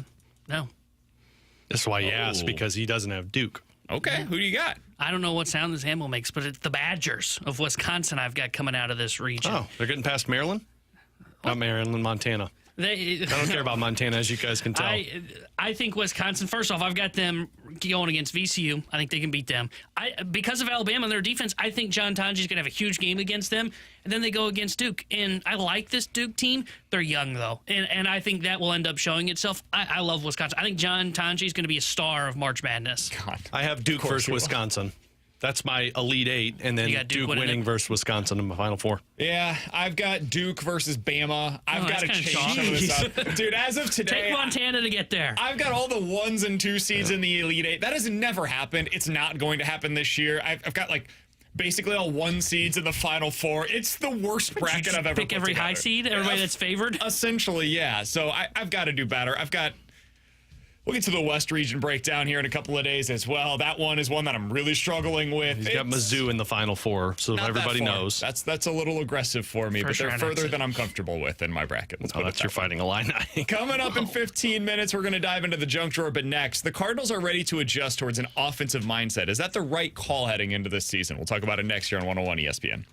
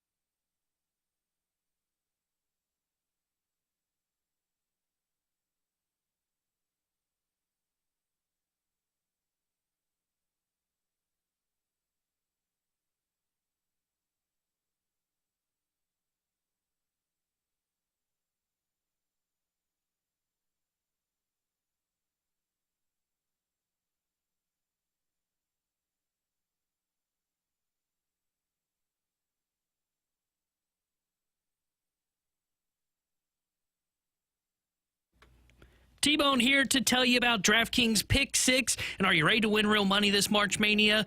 Well, then tune in to DraftKings Pick 6 because you can win big cash prizes with DraftKings Pick 6, and you don't have to worry about taking a team to pull off an upset. Forget about the teams. All you got to focus on are player stats so you can rack up that cash. And when it comes to massive payouts, DraftKings dunks all over the competition. I'm looking at Missouri's game against Drake, and I think Caleb Grill could have a little bit of a slow game in this slow style that Drake wants to play. So I'm going Caleb Grill less than 12.5 points.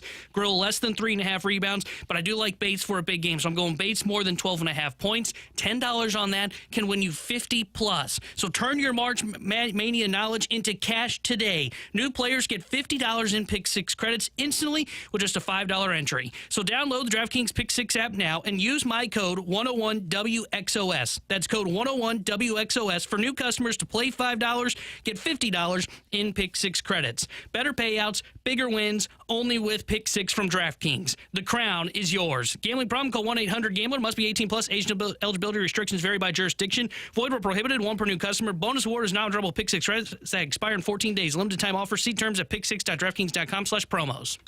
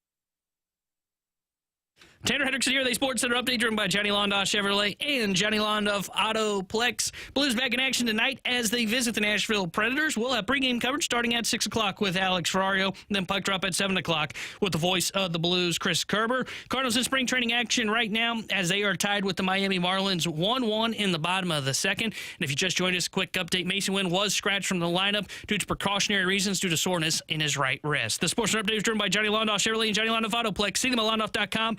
Chevy, together we drive. Are you kidding me?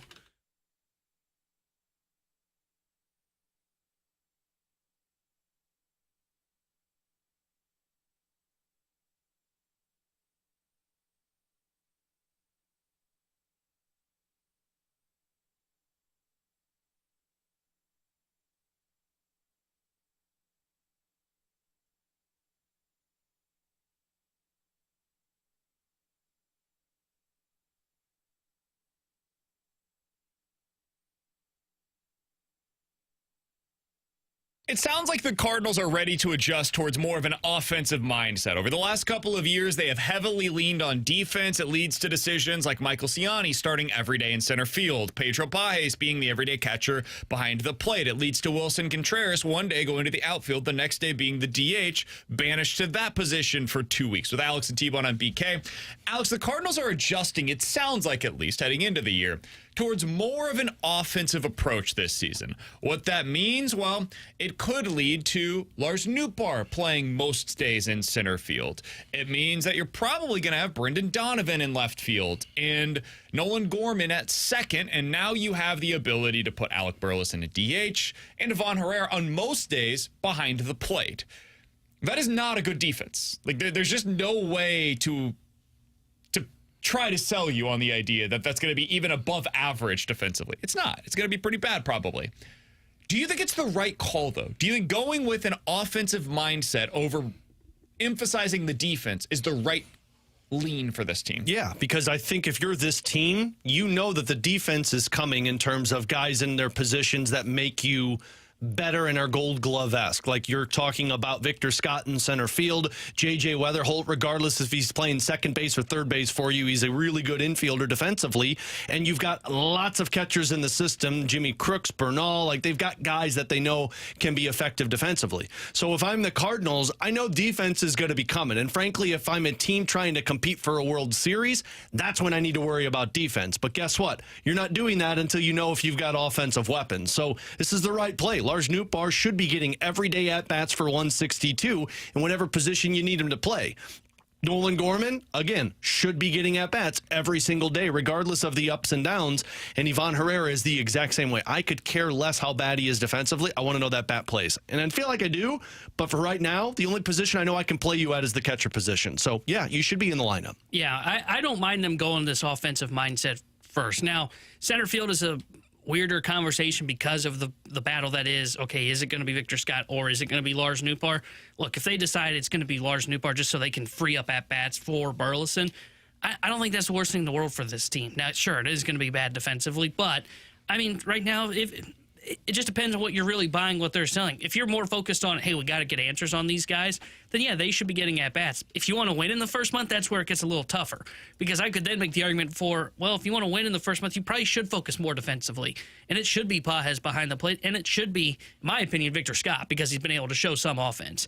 But I don't mind them going with this offensive approach. And to the point of Ivan Herrera, I don't care if he can't throw guys out at this point because he looks like a bat that is the one bat that looks like it could be a middle-of-the-order bat. We all know he's destined for DH, but for right now, you can't play the position because you got too many guys that you need answers on. And I've said this before, and I brought this up, I think it was in the 23 season or when we were, I don't remember what position we were upset about last year at one point, but you can have these guys play for 6 innings, and if you've got a lead, then turn to these defensive guys if you want to win. And that's what I've never understood about the Cardinals with Ali Marmol is it's, no, we got to be good defensively for 9 innings. Well, how about we get the lead through 6, and then we bring on the defensive reinforcements, and then we can bring in a Ciani to center field, or we can put a Pages behind home plate. That's the way that I would approach it. If you want to balance the offense-defense winning scenario, that's the way I do. I would start Herrera, and if you know what, maybe you're up by 2 and you're worried about his arm when you go to the bullpen, all right, well, let's put Pages behind the plate then for the final 2 innings to really shut this thing down. 314-399-9646 is the Air Comfort Service text line from Thanks, Dad. Why do you guys feel the need to define offensive or defensive mindset whenever it's always a mix of both? Because I think there is a tiebreaker. In fact, I know there has been a tiebreaker for the Cardinals where if they think it's close one way or the other, depending on which player to go with, and one brings a little more offense, the other brings a little more defense, but you're looking at the overall contributions and you're saying, probably pretty similar, they lean defense. That has been their MO with Ollie Marmol, especially since that disastrous 2023 season where it started off and they couldn't catch anything in the outfield. I think they almost overcorrected and said, never again. We're not going through that. We've got to be better defensively. Hold on, the Cardinals overcorrecting? Yeah. So I understand what you're saying. Like, yes, there is some kind of a mixture of both. You're going to have Mason Wynn and Nolan Arenado on the left side of your infield. That's going to be really good defensively. But the truth is they are leaning offense in that tiebreaker now. That has not been the case in the past. But I think a lot of that is by necessity. Like, if you plan to get Nolan Gorman everyday at-bats, that kind of is the starting point here. Is if you plan to get Nolan Gorman everyday at-bats, all right, he has to be in the lineup. We know we're getting Nootbaar everyday at-bats. We know we're getting Jordan Walker everyday at-bats. Brendan Donovan's one of our best players. He's going to be in the lineup every day. Wilson Contreras is certainly not sitting on the bench. It gets crowded quickly, and effectively you end up with one spot that you can play with. And you have to decide, are we going to start one of Victor Scott or Michael Ciani on most days, which is primarily defense. I know people are excited by Victor Scott's bat, and I understand it. It's been fun to watch in spring training, but he would be a defense-first approach because what you're really putting him out there for is speed and defense in center field. Or you go with Alec Burleson. Those are the choices. And if you go with Alec Burleson, you're putting him at DH, and that means everybody shifts into a much more difficult defensive position. Lars Nootbaar goes from left to center. Brendan Donovan goes from second to left field, and now Nolan Gorman goes from DH to second base. So you get worse at each one of those spots than you would be otherwise defensively. It's a huge choice, and it's all because you're going with Alec Burleson over Victor Scott in center field. So I think it's the right call because I think that Alec Burleson earned the opportunity to be an everyday player for this team. The only way to do that is if you go with an offense-first approach. And I think what will be interesting, because they can make this decision now, and they seem to be kind of swinging the pendulum again back towards offense first. I'll be curious to know how they approached it if 2 weeks in this isn't working. And what I mean by that is, one, the offense isn't hitting, which, as we've seen in spring, has been through a bit of a rut. But also, okay, what if this defense is bad? What if Herrera can't throw guys out? And what if Nootbaar's just not a center fielder? Because he's only played, what do we say, 5 games? 4 games? 4 games in center field? 5 today.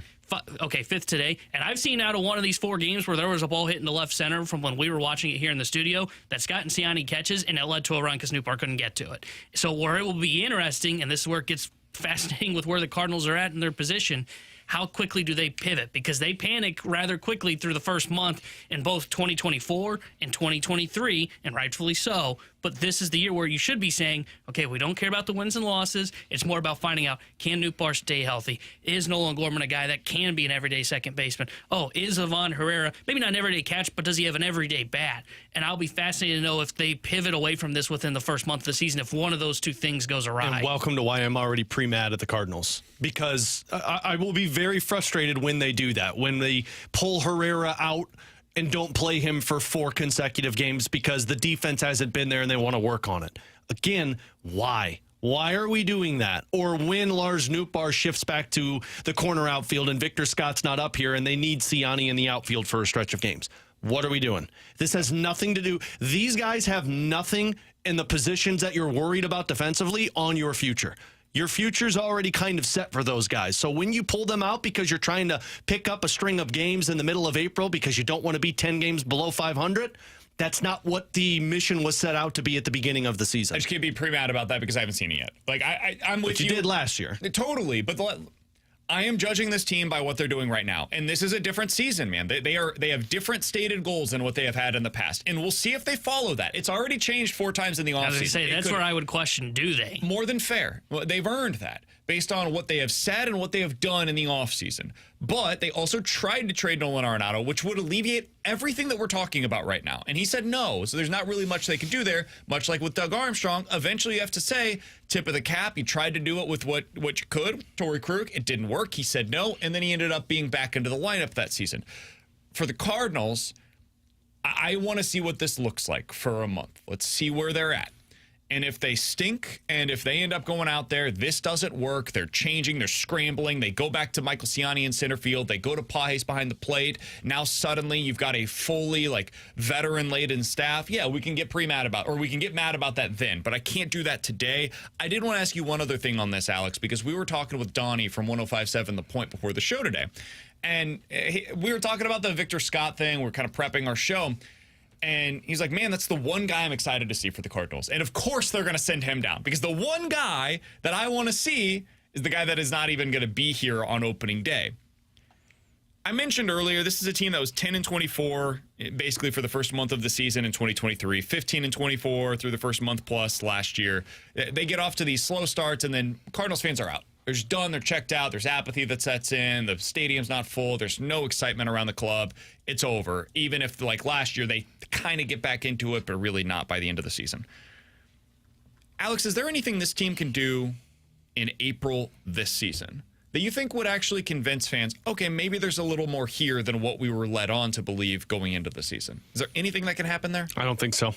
Not specifically to get excited for the team.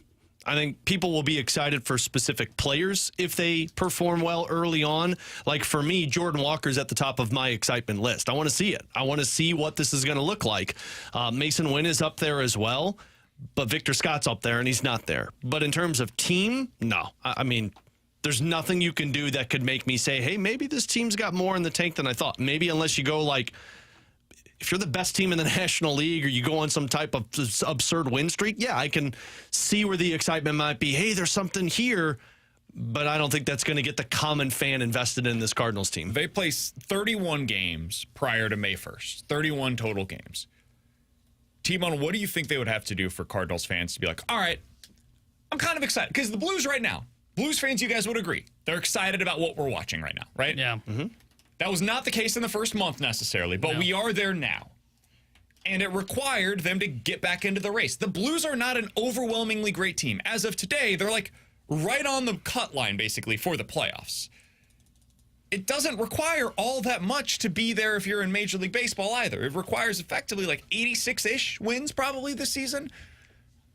What do you think would have to happen in those first 31 games for Cardinals fans to feel the way about the Cardinals that Blues fans feel about that team right now? So I think where you would start to get fans to maybe pique their interest a little bit, because I don't know if the first month is going to do anything. But to answer your question, I think where you can start to build momentum towards what you're getting to is 18 and 13.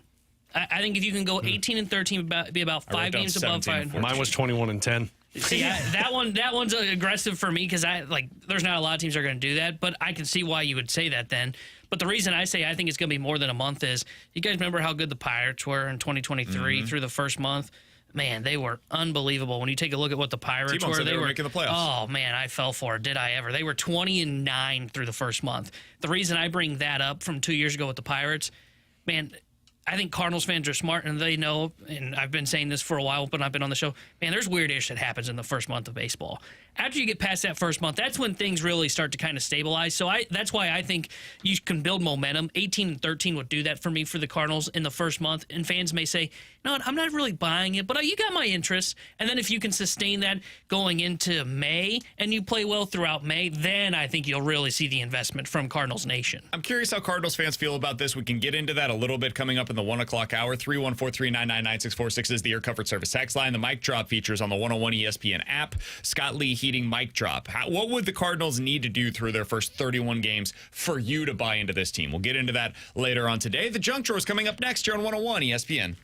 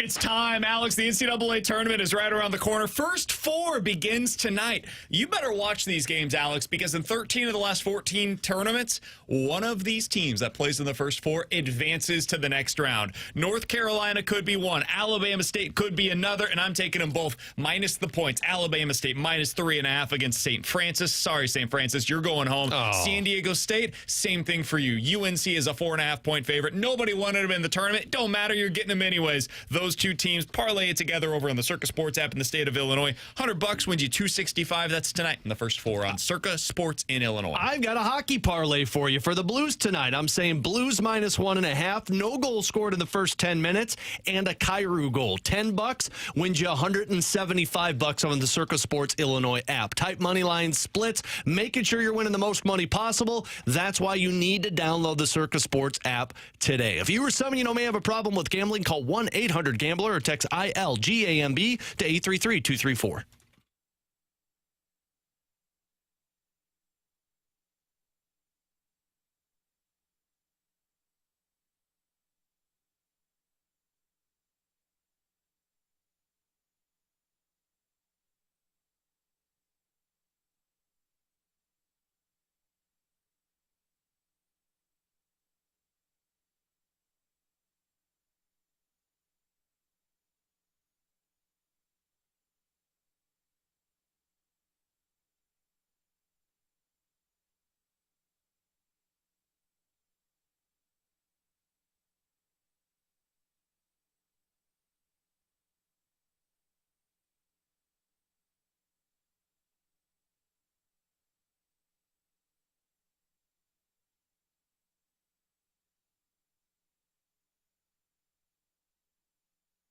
With Alex and T-Bone on BK, coming up in about 15 minutes, we're going to talk to Keith Law. Yeah, I know. You guys might not be huge fans of Keith Law, but he does good work, and he writes about prospects. We're going to talk to him coming up here in just about 15 minutes or so. He wrote about why he believes Ivan Herrera could be a breakout candidate this season, and so I had to reach out. Of course.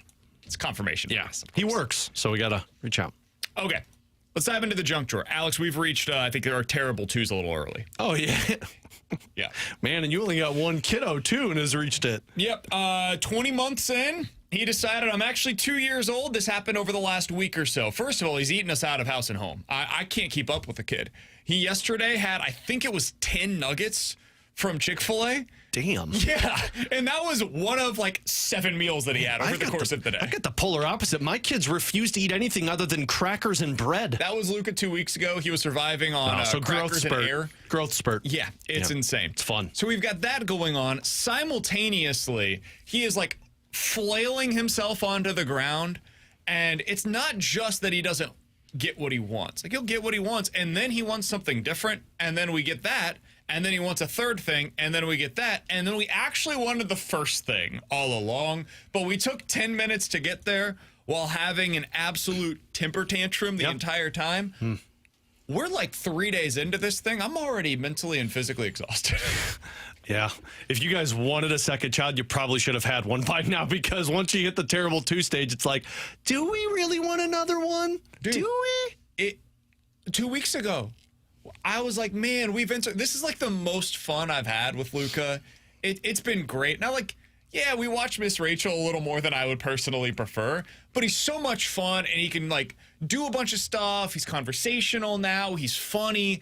It's been great. And then we hit this. It's like, whoa, what happened, man? Well, I'm here to spread some parenting cheer for you, buddy. It doesn't get easier. Cool. Terrible 2s lead to tornado 3s, or I think there's other phrases for it. And, what I was told was like, hey, once they hit 4, everything really cools down. Yeah, that's not true. Adelaide turned 4 15 days ago, and now I believe the moment that the clock struck midnight on March 3rd was when it felt like her brain just turned to the next level that said, cool, now I'm independent, but I can actually use words and voice my opinions to you. 314-399-9646 is the Air Comfort Service text line. If you guys have any unsolicited advice, I'd love to hear it. From the 314, did anybody else hear that BK gave up and gave in to his son 3 times to the terrible 2-year-old that's 20 months old? Yeah, absolutely I did. Yeah, the people that act, don't give in to your kid. Look, man, everybody parents their own way. But this whole like stern, don't give in to your kid thing. Here, you got two options: give in to them, or have them yell at you for 45 minutes. And to be clear, it was over like which breakfast food he wanted. This was not anything of significance. Yeah. He wanted eggs, and then he wanted a waffle, and then he wanted a bagel. Yeah. And then what he really ended up wanting was the eggs. Yeah, so hold on. You gave in to your kid giving them actual food? No, you should have told him, no food for you. I'm not super worried about the one Eggo that I heated up in the microwave for 30 seconds. Yeah, I will say threes are so much worse than twos. Like really? Twos, they have the attitude, but like they still can't verbalize it, and so it's just like, you hear the wails and the cries, and you can kind of understand it. Threes are like, that's where Emma's at now. Threes are like they can voice their opinions to you, and the word no is just it's built up. And then you get to the point like I was a couple of days ago where my wife was playing a scavenger hunt with my daughters, and our middle Emma was excited. And typically when you get excited, she doesn't clap. She doesn't jump up and down and say, yay. No, she dropped a mother effer. Oh, really? Yeah. I saw this video. At the top of her lungs, she was excited. I wish I could play this video for you, but she was playing. She was excited. She found the scavenger hunt prize, and she looked at my wife and goes, yay, mother. From the 618, guys, I was yelled at for giving my kid the wrong color plate. They asked for the color, I gave it to them, and then they needed a different one. This is the game, man. Yep. We all signed up to play it. This is the game. T-Bone, congratulations on your daily dose of birth control. They all do it like Jack Nicholson in Anger Management, too, where he chucks it at the wall and he's like, I said over easy. Coming up in 15 minutes, Keith Law, but next, has Brayden Schenn entered the Untouchable conversation? We'll talk about it next year on 101 ESPN.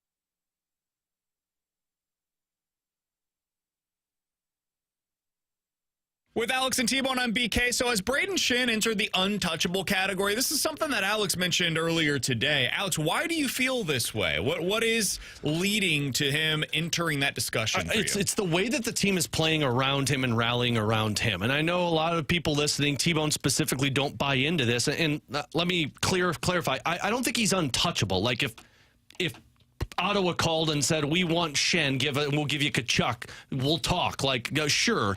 But he's definitely to the point where I'm not taking phone calls on him anymore. Unless somebody's going to blow me out of the water, I'm not searching to move on from Brayden Schenn because of the growth that we've seen from guys like Jordan Kyrou, guys like Dylan Holloway. I think a lot of that has to do with what Brayden Schenn provides.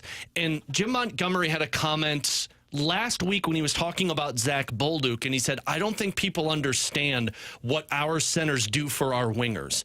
And he was specifically talking about Oskar Sundqvist, but I also felt like it applied to Brayden Schenn. He said those guys understand how to handle games in certain scenarios, up by a goal, down by a goal, how to play the puck. And he's like, when you've got younger wingers around them, you want them to understand the right way to play. And with Dalibor Dvorsky coming up next season, you still want to have a guy that you can rely on to be a second-line center.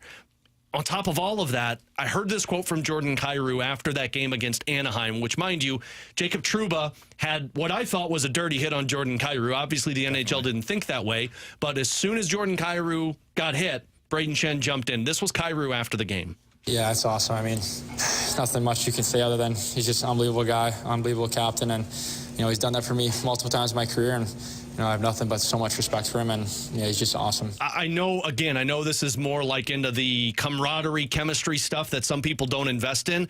To me, whatever happens at the end of this season, they figured something out as an identity and as a group. You can't pluck the captain from that group going into next season when you're adding younger pieces. So, yeah, I'm not aggressively looking to move on from $6.5 million, because $6.5 million is not that bad to have a guy who can be a second or third line center for you. So I was somebody that was in favor of looking at trading Schenn at the deadline this year. So I'll go ahead and give my side on this, and it's similar to what Alex just said, honestly. The reason that I was open to that idea was because of how desperate Toronto was. It had very little to do with, I want Schenn off of this roster, because I don't feel that way. Especially now with the way that the team is playing around him. It was about, hey, you might have a team that is completely desperate and knows this is the all-in season because they don't know if Mitch Marner's coming back or not. And it's very clear based on the moves that they made. They felt that way. Scott Laughton, they gave up a ton for him. He's playing the fourth line for them right now, guys. What a trade. They also traded for Brandon Carlo and gave up Fraser Minton and a first-round pick for them. Now, I liked Brandon Carlo. I would have been interested in the Blues acquiring him at the deadline. Not for that package. Absolutely not. So that's why I was open to the idea of moving Schenn at the deadline. I think the Blues should now view 2025 and beyond as their winning window. I think next year begins what is a potential winning window for this club. That's what you're hoping for, at least. And if you're entering that winning window, there's zero reason to trade Brayden Schenn now. Now he is a part of the core that you're building around. And you hope that you have basically the core group of forwards set, ready to go. Your wingers are done. Once Snuggerud is added into that mix, just replace effectively Matthew Joseph with Snuggerud. Boom, you've got that done. You replace Oskar Sundqvist with Dalibor Dvorsky. Top nine's ready to go. And now you're hoping that maybe you add in one more new defenseman. Maybe you pull from some of those other prospects that you have in your pipeline right now that are not already a part of this roster. You go get yourself another defenseman. Man, this team should be ready to win next year. And I'm not trading Brayden Schenn to make that possible. Brayden Schenn begins next year as my second line center. And when Dvorsky's ready to bump up, Schenn now effectively against the cap will be what an old $4.5 to $5 million player was, which is the market for a third line center. And he bumps down to that third line. This is the way that it's supposed to operate. Yep. So, yeah, I don't know if he's like a true untouchable, but I'm not looking to move him anymore. That was a one-time thing. They made their choice. Now you move on, similar to what Booch was last year. Yep. You could have traded Booch last year at the deadline. You chose not to. You made your bed, and now you go ahead and have him for the foreseeable future. Yep. That's where Schenn is. Yeah, I mean, we've been begging for this team. And look, caveat with all of this, it's only been 2 months. And I said this on the podcast last week. Like, if I'm Doug Armstrong and we all know how ruthless he is, I look at this and say, this was fun, but show it to me in October, November, December, and January. Stop doing this March until the end of the season. But we've been begging for this team to figure out what they figured out since the Four Nations break for 3 years. They finally figured it out. I just can't justify plucking the captain from that and saying, cool, let's move forward. Because you know what happens in that instance? Then you lose a Jordan Kyrou, who's made strides this season. Then you potentially lose a guy like Dylan Holloway, who has found some really good chemistry with Brayden Schenn. It just feels like one of these moments where if you're Doug Armstrong and company, you look at it, and I agree with BK, that window officially opens next year depending on what happens this season, and you could kind of sit back and observe and say, where's our biggest weakness? See if we can upgrade in that spot. Otherwise, this might be a wash your hands and say we're good to go. All right, T-Bone, beyond the top nine, which we were just talking about, I know you are not exactly like the biggest fourth line guy. That's Alex's role here on this show. However, you did some research over the weekend. You were looking into it because they have developed an identity line, once again, on that fourth line. And the WTF group has been showing out on their with their on-ice performance. What'd you find? Yeah, so I found, I remember us having a conversation early on in the year, and I don't remember if it was on air or off air, but it was a conversation of, man, the fourth line, like, we like it because it has a bit of an identity. It's got a little grit to it. Man, it does not generate any offense whatsoever. Well, that has changed. So prior to the start of March, the fourth line expected goals for was 6.06 versus 9.63 is what they were giving up against when that Torpedo. So they're getting outscored on average. Their expected goals were being outscored by about 3. And then you look at their Corsi percentage, it was at prior to March 45%, expected goals for percentage 38, and goals for percentage at 43%. In the 8-game stretch, so they were getting well outscored, outchanced. Everything was like the ice literally tilts in the favor of the opposition. They were a when they're out liability. there on the ice. Okay. Yeah, you basically had them out there to hit, but you weren't getting much offense out of them. Well, since March, so in 8 games in March, expected goals for have gone from 5.5 for the fourth line versus 2.13. So they have now tilted the ice in their favor. Doubling up. Exactly. And almost these more expected goals in an 8-game stretch than they had in the previous 4 months in the season. It's crazy. Their Corsi percentage is at 55%. Their goals for percentage is at 66.67%. Their expected goals for percentage is at 72.06%. The fourth line has suddenly become this dominant offensive offensive threat, and it has now added to not just, hey, we've got a nice 1-2 punch at the top there in our top 6, and then I would throw the third line in there because Bolduc's gotten hot. Oh, by the way, the fourth line can come out here now, and they're starting to put together. And I think the big reason for it is now you're starting to see Torpchenko really turn the page now. Well, I think the other reason why, too, is it's because they're playing the style that fourth lines need to play. You just go to the front of the net and you stand there. That Foxa goal the other night against the Ducks, 3 dudes went through the crease before Foxa scored that goal. And then the other factor into all of this is you have 3 lines that are legitimate threats now. Teams don't know which line to circle. Coming into that game, the Anaheim Ducks, they circled the Kyrou line, and they were like, we got to handle this one. And what happened? Robert Thomas, Pavel Buchnevich, and, of course, the power play had success. When teams don't know which line to circle, then you got to figure out, it's like, cool, we'll handle this one, put our best defensive matchup out there, and the fourth line can exploit the other side. And T-Bone identified the guy that I would point out. It's Alexei Torpchenko. Torpo should be a 10 to 15 goal scorer. That should be his role for this team. He has 3 on the season. He just got his 3rd the other night. His shooting percentage on the season is 4%.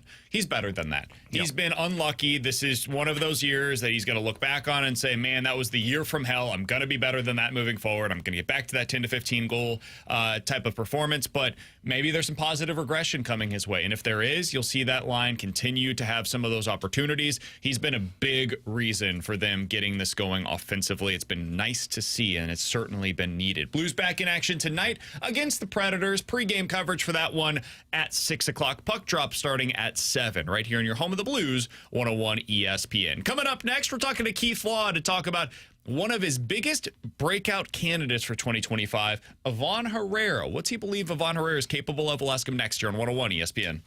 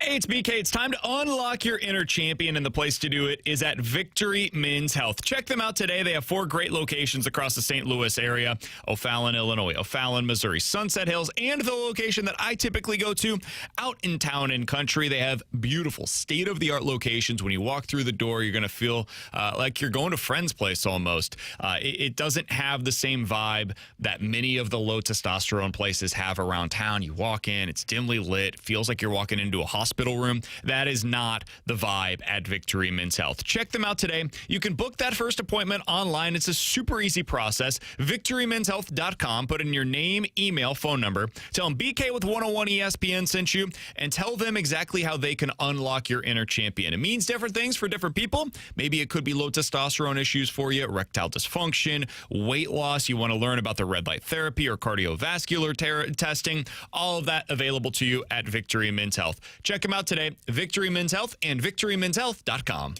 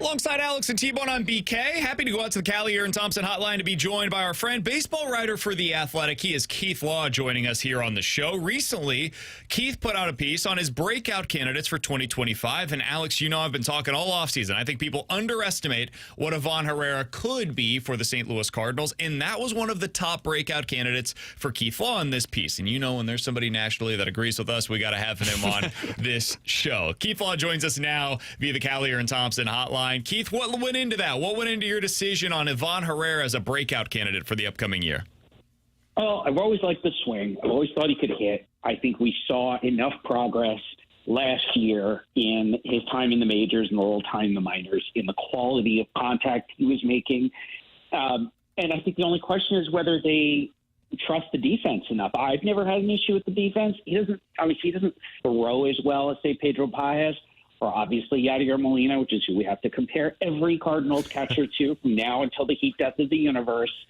I think Herrera's fine. I also don't think controlling the running game is all that important. It's probably the least important of the things we ask a catcher to do, and Herrera can do all the other stuff. So if the Cardinals don't do anything stupid, I think Herrera's going to have a really good year, and he'll be their primary catcher for not just now, but probably for the next couple of years. Keith, I don't know if you do player comps, but when you look at Ivan Herrera and you talk about that bat, what does the ceiling look like for him as a offensive player? Is there a comp that comes to mind for you? I don't do player comps. I would rather say, I think this is a guy who hits for a high average, which today is probably something more like the 280 to 290 range, with a low strikeout rate, high contact rate, more doubles than homers. Like, I don't think he's ever going to be a 20 homer guy, but should get on base at a reasonable clip. 280 average, 340, 350 on base with 30 to 35 doubles, 10 to 15 homers. I mean, that's a full, healthy season where he gets, say 500 or so plate appearances, which is about the most you're ever going to get typically out of a catcher. I mean, that's an all-star, actually. That's probably even better than what I said in the article. But I think that's what he's feeling. I was about to say, Keith, that's like one of the best hitting catchers in Major League Baseball. That's Wilson Contreras. Right, with better receiving than Wilson Contreras, maybe not the same arm strength. I mean, honestly, I think the only issue with Herrera is more of a long-term thing, which is that they also have Jimmy Crooks coming up behind him. And the Cardinals have just had a tremendous track record of developing catchers. And at some point, there's going to have to be a decision. Well, this is the guy we're sticking with going forward. And I don't know. Like player development guys there have liked Herrera for a long time. They love Jimmy Crooks. I know they've got a couple other guys further down in the system. Leo Bernal is another one of them. Like, they've got sort of an embarrassment of riches. So I could also see a scenario where Herrera has a decent enough year, but maybe they end up trading him to get something else they need because they think they have catchers coming up behind him. If that's what he becomes, Keith, this team, you know it as well as anybody, they value that defense behind the plate. For better or for worse, they value it. And they have Wilson Contreras already at first base. They've got a bunch of bats that they like that potentially play into that DH mix. And so I think you're right. Maybe his future is to get you a player that fits better with the roster moving forward. What kind of value would this version of Ivan Herrera, if what you're saying is correct, and he hits 280, gets on base at a good clip, hits 30 doubles this year, what kind of value does that have on the market if they decided to make him a trade piece? Well, I think that gets you a comparable player in terms of age, service time, well, obviously salary factors into that, at another position. Or maybe it's a starting pitcher. And I don't know what at this point. It's hard to look forward for any club and say what I think they're going to need or want to get, say, in July or even next offseason. That said, with the Cardinals changing over their entire player development staff, particularly on the pitching side, I think they really want to see how that big group of pitchers who've kind of stalled out in Double and AAA, how those guys look this year. Someone's going to take a step forward. Maybe it's Tekoa Roby. Maybe it's Gordon Graceffo. Someone there. Maybe it's somebody I'm not even thinking of. But couple of pitchers on that side are going to take steps forward. And so what looks right now like they don't have a whole lot of starting pitching candidates coming. That conversation may be very different over the summer. And I bring that up because that's probably the easiest thing to say is, well, they'll trade him to get a young starting pitcher. And if they don't trade Herrera, maybe they're trading Jimmy Crooks, right? Jimmy Crooks is very highly regarded around the game as well as somebody who could be an everyday catcher for somebody. I'm just saying there's a lot of depth there. And that may impact how much playing time Herrera ends up getting if they're not committed to him. That's actually the thing I'm more worried about in terms of him breaking out. I think he's going to hit if they let him play. I feel pretty confident in that. I just don't know how committed they are to giving him full-time playing time behind the dish. Keith, another player that I know a lot of Cardinals fans are excited about, but if I'm not mistaken, you're on the other side of that, is Jordan Walker with this upcoming season. I think people are still hoping for that breakout all-star, superstar type of player. Do you still see that potential? Yes, absolutely. I haven't changed. I think it's another case of, well, one, they haven't done a great job on the development side. I mean, I think that's why Chaim Bloom has come in and really revamped player development. Now, some of that is probably a little late to help Jordan Walker because he's in the big leagues. But I do also think some of the changes they're trying to make on the minor league side could potentially help him. He needs time. I mean, that's the number one thing with him. He needs to be just given a job, told that it's his. You're getting 400 at-bats this year in the majors. We're not going to shoot you back down to AAA if you have a bad couple of weeks. Do not Spencer Torkelson this guy. Just say, we believe in you. There's a job here for you. The Cardinals they're a good enough team, but they think they've kind of signaled they don't really think they're contending this year. I don't think they're terrible at all. It would not surprise me at all if they had a 500 season. But I also think given where the front office is and given how they view the talent throughout the organization, this is a little bit more of a building, not rebuilding, but building year. That's where you give Jordan Walker his 400 or 500 at-bats. That's where you give Mason Wynn. I mean, obviously, he's the everyday shortstop, but you just play him every day, even if he has a bad month or something, because you're building towards the future. Because these guys, I think, are real building blocks. And I still think Jordan Walker is going to be a really good, above-average, everyday player somewhere. I don't really know where it's going to end up defensively, but the strength of his was always in the bat. We're talking to Keith Law here on 101 ESPN. You can read his work over at The Athletic. He joins us via the Callier and Thompson hotline. Keith, one of the things that I wanted to ask you about, and this is a little bit of a follow-up on Walker, but it also involves Nolan Gorman, and it was something that ended up being a problem for Dylan Carlson and guys like that. They come up, they have this success right away, and then for whatever reason, it's almost like this rubber band effect. They come back down to earth, and then for Nolan Gorman, it was a 38% strikeout rate last year and sent back down to the minors. For Jordan Walker, it was a 30% below league average offensive season. Is this something that is specific to the Cardinals and your experience? Is this something that happens a lot with these highly touted prospects? What do you make of the Cardinals, some of these young players coming up, having a good first year, and then for whatever reason, it going south after that? Well, because all three of those guys you mentioned were unable to make adjustments. And in particular, I think for all three of those guys, it was really adjustments to their swings. Walker, if I remember correctly, huge ground ball rate last year. Correct. Carlson ended up a bit in that trap as well. Both of those were guys who were supposed to have above average power. Obviously, Carlson's not there anymore. I'll be very curious to see what another front office, another coaching staff is able to do. Maybe it's a change of scenery, guys. It's entirely possible. Going somewhere else, they'll unlock some of that potential. But in the Cardinals' case, it is. I say player development, we typically think of that just the minors, but a lot of that player development stuff continues in the majors. When you've got a real pitching lab, when you've got a sophisticated hitting setup like ESPN, Jeff Passan had a great article on what the Red Sox are doing with some of their hitters now, where you can work with them on pitch recognition, on ball strike recognition, on swing shape, on just repositioning their hands, try to get them to pull the ball in the air. It's what you want everyone to do. That's what I want Jordan Walker to do. That's certainly what I want Nolan Gorman to do.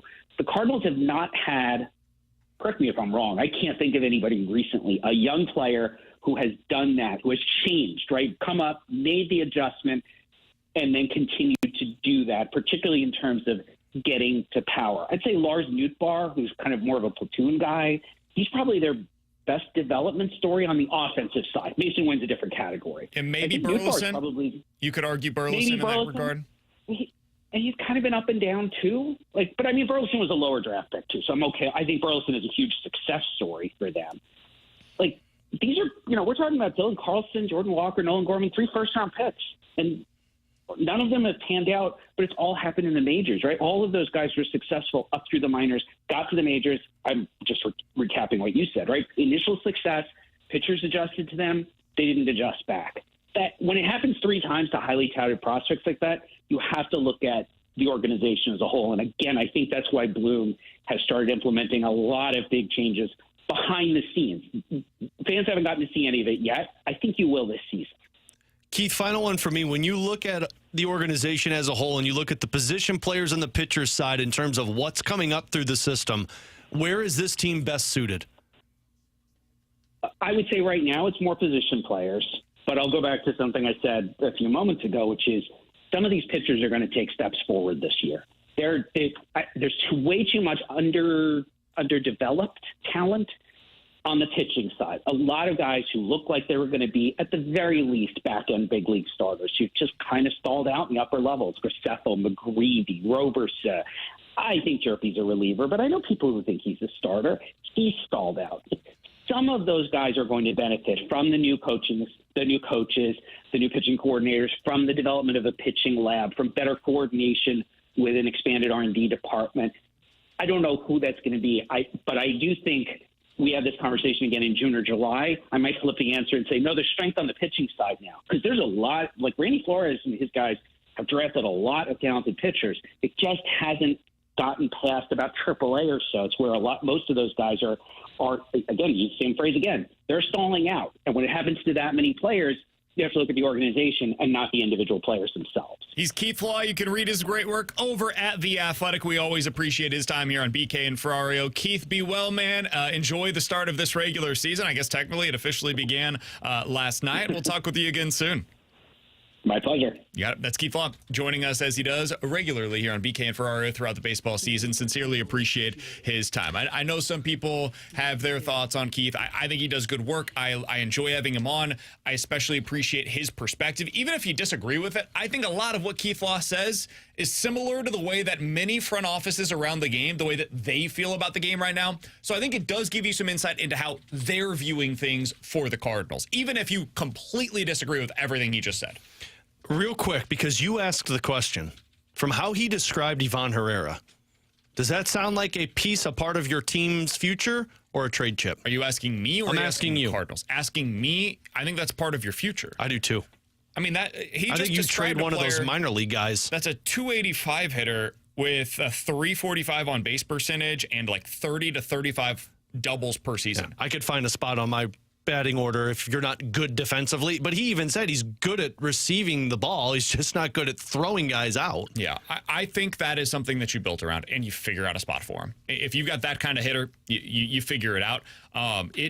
It would be basically Wilson Contreras, but trading some of the homers for doubles. Yeah. It's basically what he's saying there. I mean, you look at Wilson Contreras in his time with the Chicago Cubs was a 260 hitter with a 350 on base percentage and was a consistent, like, 20 home run hitter and 20 to 25 doubles hitter.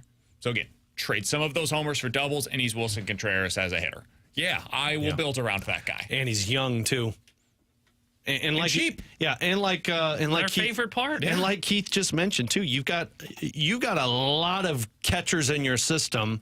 And I don't know like what their full card looks like, if they're defensive minded, offensive minded. I have to think though that if you don't like Ivan Herrera's defense, you've got somebody else in the system who can provide more than Pedro Pajes on the offensive side and be better defensively, and you find a spot for Herrera. To me, Ivan Herrera plus Alec Burleson plus J.J. Weatherholt is why this is the year for Nolan Gorman. Because the DH is about to be blocked and second base is about to be blocked. And if Nolan Gorman doesn't figure it out, he's gone. He's lost his spot. He's no longer like, I think after this season, it is very possible we view Ivan Herrera as being the guy that Nolan Gorman was supposed to be. He can provide that thump. He can be a 2 or 3 hole hitter for you. Like, I think that's in his range of outcomes. I think he can be a 2 or 3 hole hitter on a really good baseball team. But we got to find out what happens with Nolan Gorman first. He's the first domino that has to fall before we get there. All right. It's going to be a rough year for Cardinals fans. Do you want to pass along a little bit of news for Missouri Tigers fans? It looks like Kelly Harper is expected to be named the next head coach at the University of Missouri. If you're not familiar with her, she previously was the head coach at Missouri State, had a lot of success there, made it to the NCAA tournament a number of times, and made it to the Sweet 16, again, at Missouri State. It's a hell of an accomplishment. She then spent 5 years at Tennessee, made it to the NCAA tournament 4 different times, would have been 5, but one of those seasons was canceled due to COVID, and then was fired for not getting out of the Sweet 16 because it's Tennessee and things are a little differently there. That's a pretty damn good hire. I know everybody wanted Molly Miller, totally understandable. This is a really good hire. Kelly Harper is expected to be named the next head basketball coach according to multiple different reports at Mizzou. All right, coming up next, 314-399-9646 is the Air Comfort Service text line. Better to forget it here on 101 ESPN.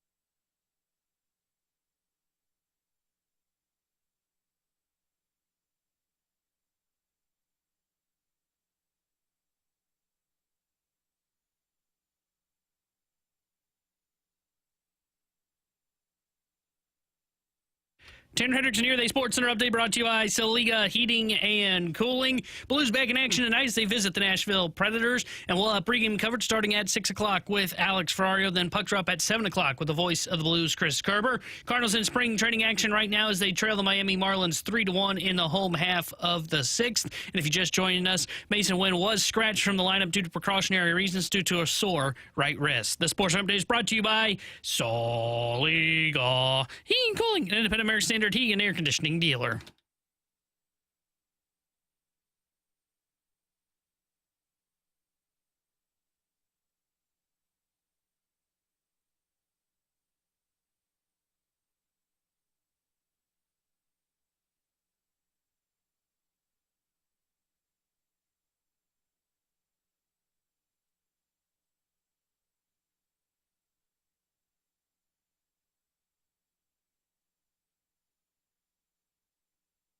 Ooh, hoo, hoo, hoo. 314-399-9646 is the Air Comfort Service text line for Bet It or Forget It. You guys give us a scenario. We will tell you if we are betting it or forgetting it here on 101 ESPN. Let's start out with this one. Guys, bet it or forget it. Matthew Liberatore will make more starts for the Cardinals in the first month of the season than Victor Scott. Knowing how this team operates, bet it. I think I'm going to bet it. I think he's going to end up, I think Scott will start in the minors. I think that's where they're trending towards, and I think Libby will start. I still don't. I think he's a bullpen, but I think he's going to get one start. I'm still trying to figure out what they're doing. Are they doing a traditional 6-man, or are they just like kind of floating this out there? As we're going to go to that when we get to our first 13-game stretch in 13 days. But I'll say Libby gets more starts than Scott. I am with the two of you. I think this is more likely, and I think I am going to be the only one in St. Louis that looks at this and says, I think that's the way I would do it. Everything they're doing right now, the way we got here was baffling. It was incredibly puzzling. But right now, I think what they're doing is pretty much right. Are you talking with the decisions on Scott or the 6-man rotation? Yes and yes. Because I think both of those are totally fine. It allows you an extra 2 weeks to figure out what you're going to decide between Matz and Liberatore. You give Liberatore a little bit of runway.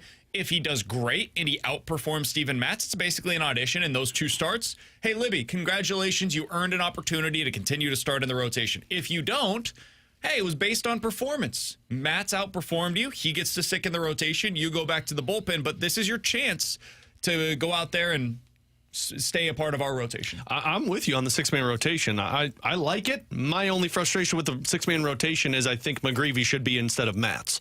Like your 6-man rotation should be Liberatore and McGreevy. No depth whatsoever to your rotation now to start out. Fine, but to be honest with you, I don't have any depth with Steven Matz. You could sit there and tell me that he's a veteran and can give you innings, but I don't trust it. Sure, but that's why McGreevy is so necessary. Like McGreevy starting in AAA allows you that's.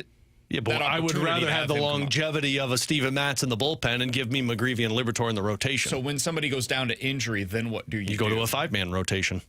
Now, if you get another injury, then Steven Matz goes into your rotation, and then I pull somebody into my bullpen. I mean, let's be honest. They get 2 injuries, they're probably bleeped either way. Yeah, it doesn't matter. But I mean, like, that's my only pushback with that. Victor Scott, I have other issues, but I like the idea of the 6-man rotation to get these guys reps. I think the bigger concern to me is in that scenario that you presented, Alex, the 6-man rotation where Matz goes to the bullpen right away, and you've got, I'm assuming it's Liberatore and McGreevy that you're talking about. If Liberatore doesn't perform and you get an injury, now you're screwed. That's what I think they're probably most concerned about in that scenario. But yeah, I still view this as being the right way to do it. McGreevy, you give it time. He'll probably be up at some point in the next month or so. But yeah, he's probably going to start out down in AAA. It sucks. I wish they would have traded away Eric Fetty. That's the way I would have gone about it. But they're scared about depth. Can I give you guys a bet it or forget it here? Guys, bet it or forget it. By July, Victor Scott will take the spot of Nolan Gorman in the starting lineup. And what I mean by that, of course, is Newport now slides to left, Scott is in center, and it is now Donovan at second, and Burley's your DH. I'm worried about Gorman. I'm going to say forget it. They're not. You got to go a full season of Nolan Gorman. If you need answers, you got to go the full season, and regardless of what anybody's doing, he's playing as long as he's healthy. I think that's probably right. I think you got to get at least 400 plate appearances for Nolan Gorman this year. So I'm going to go with Alex and say forget it.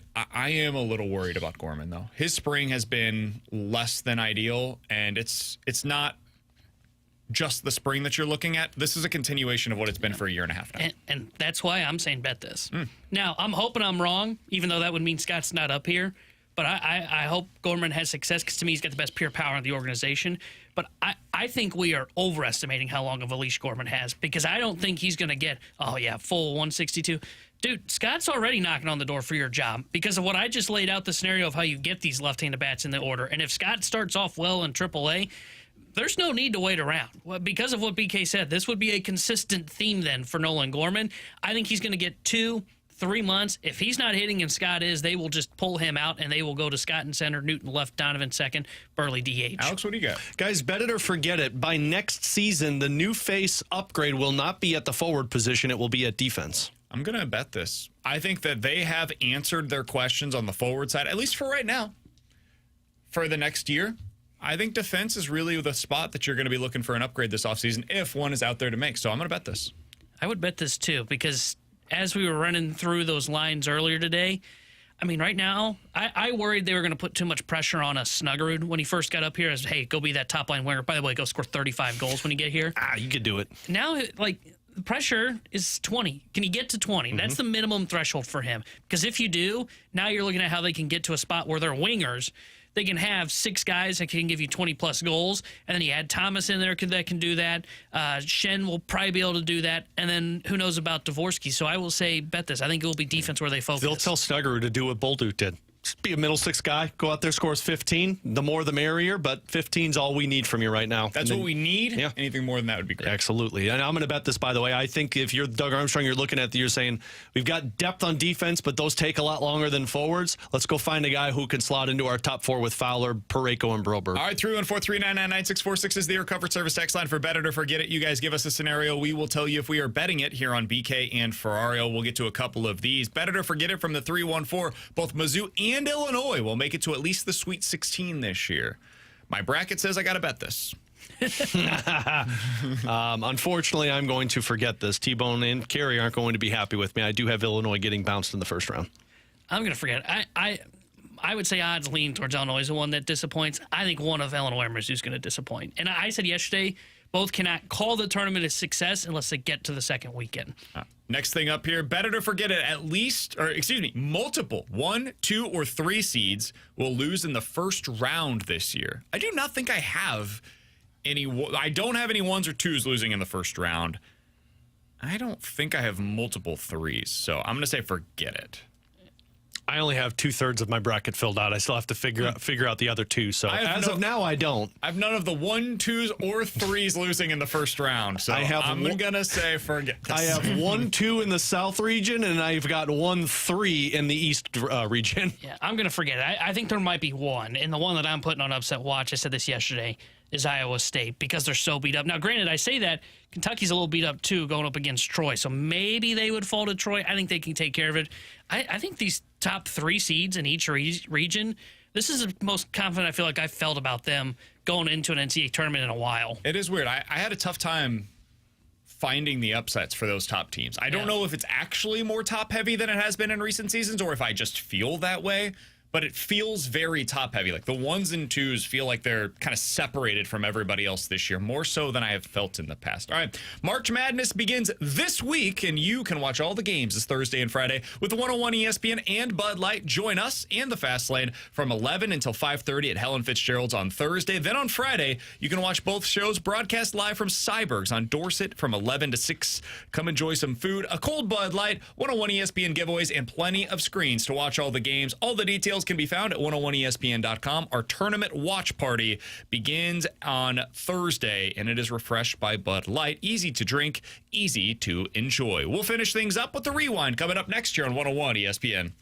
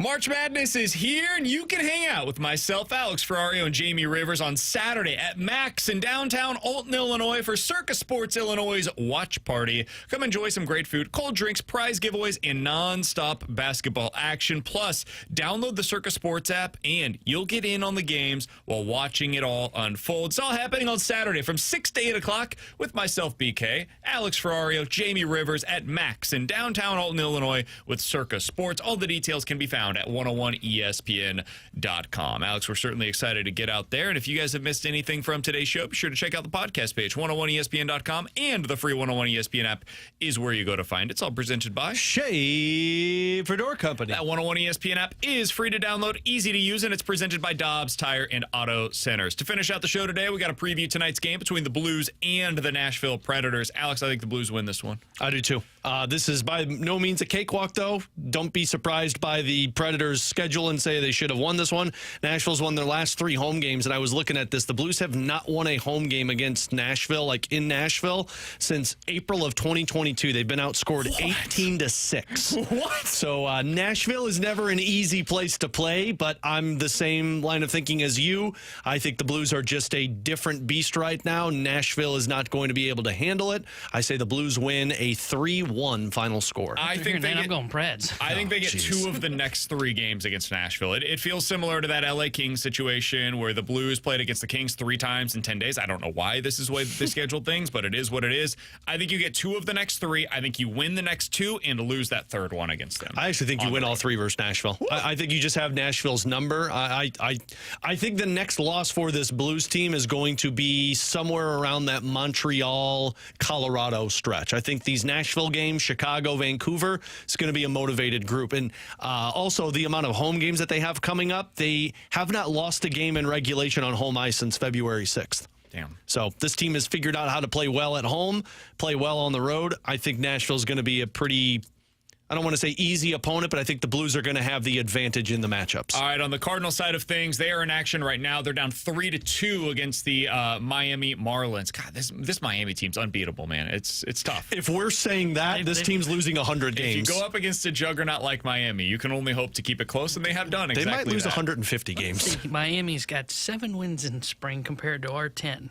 I bet 3 of those have come against us. All I heard was juggernaut. They're on a heater right now. What can you say?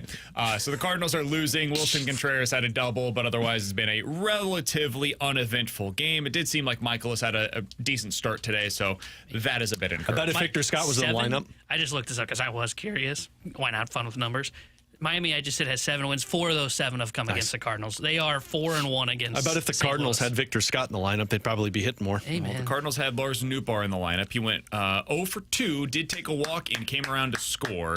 He's actually had a really good spring. He's got an OPS around 900. That will play. Yeah, will it?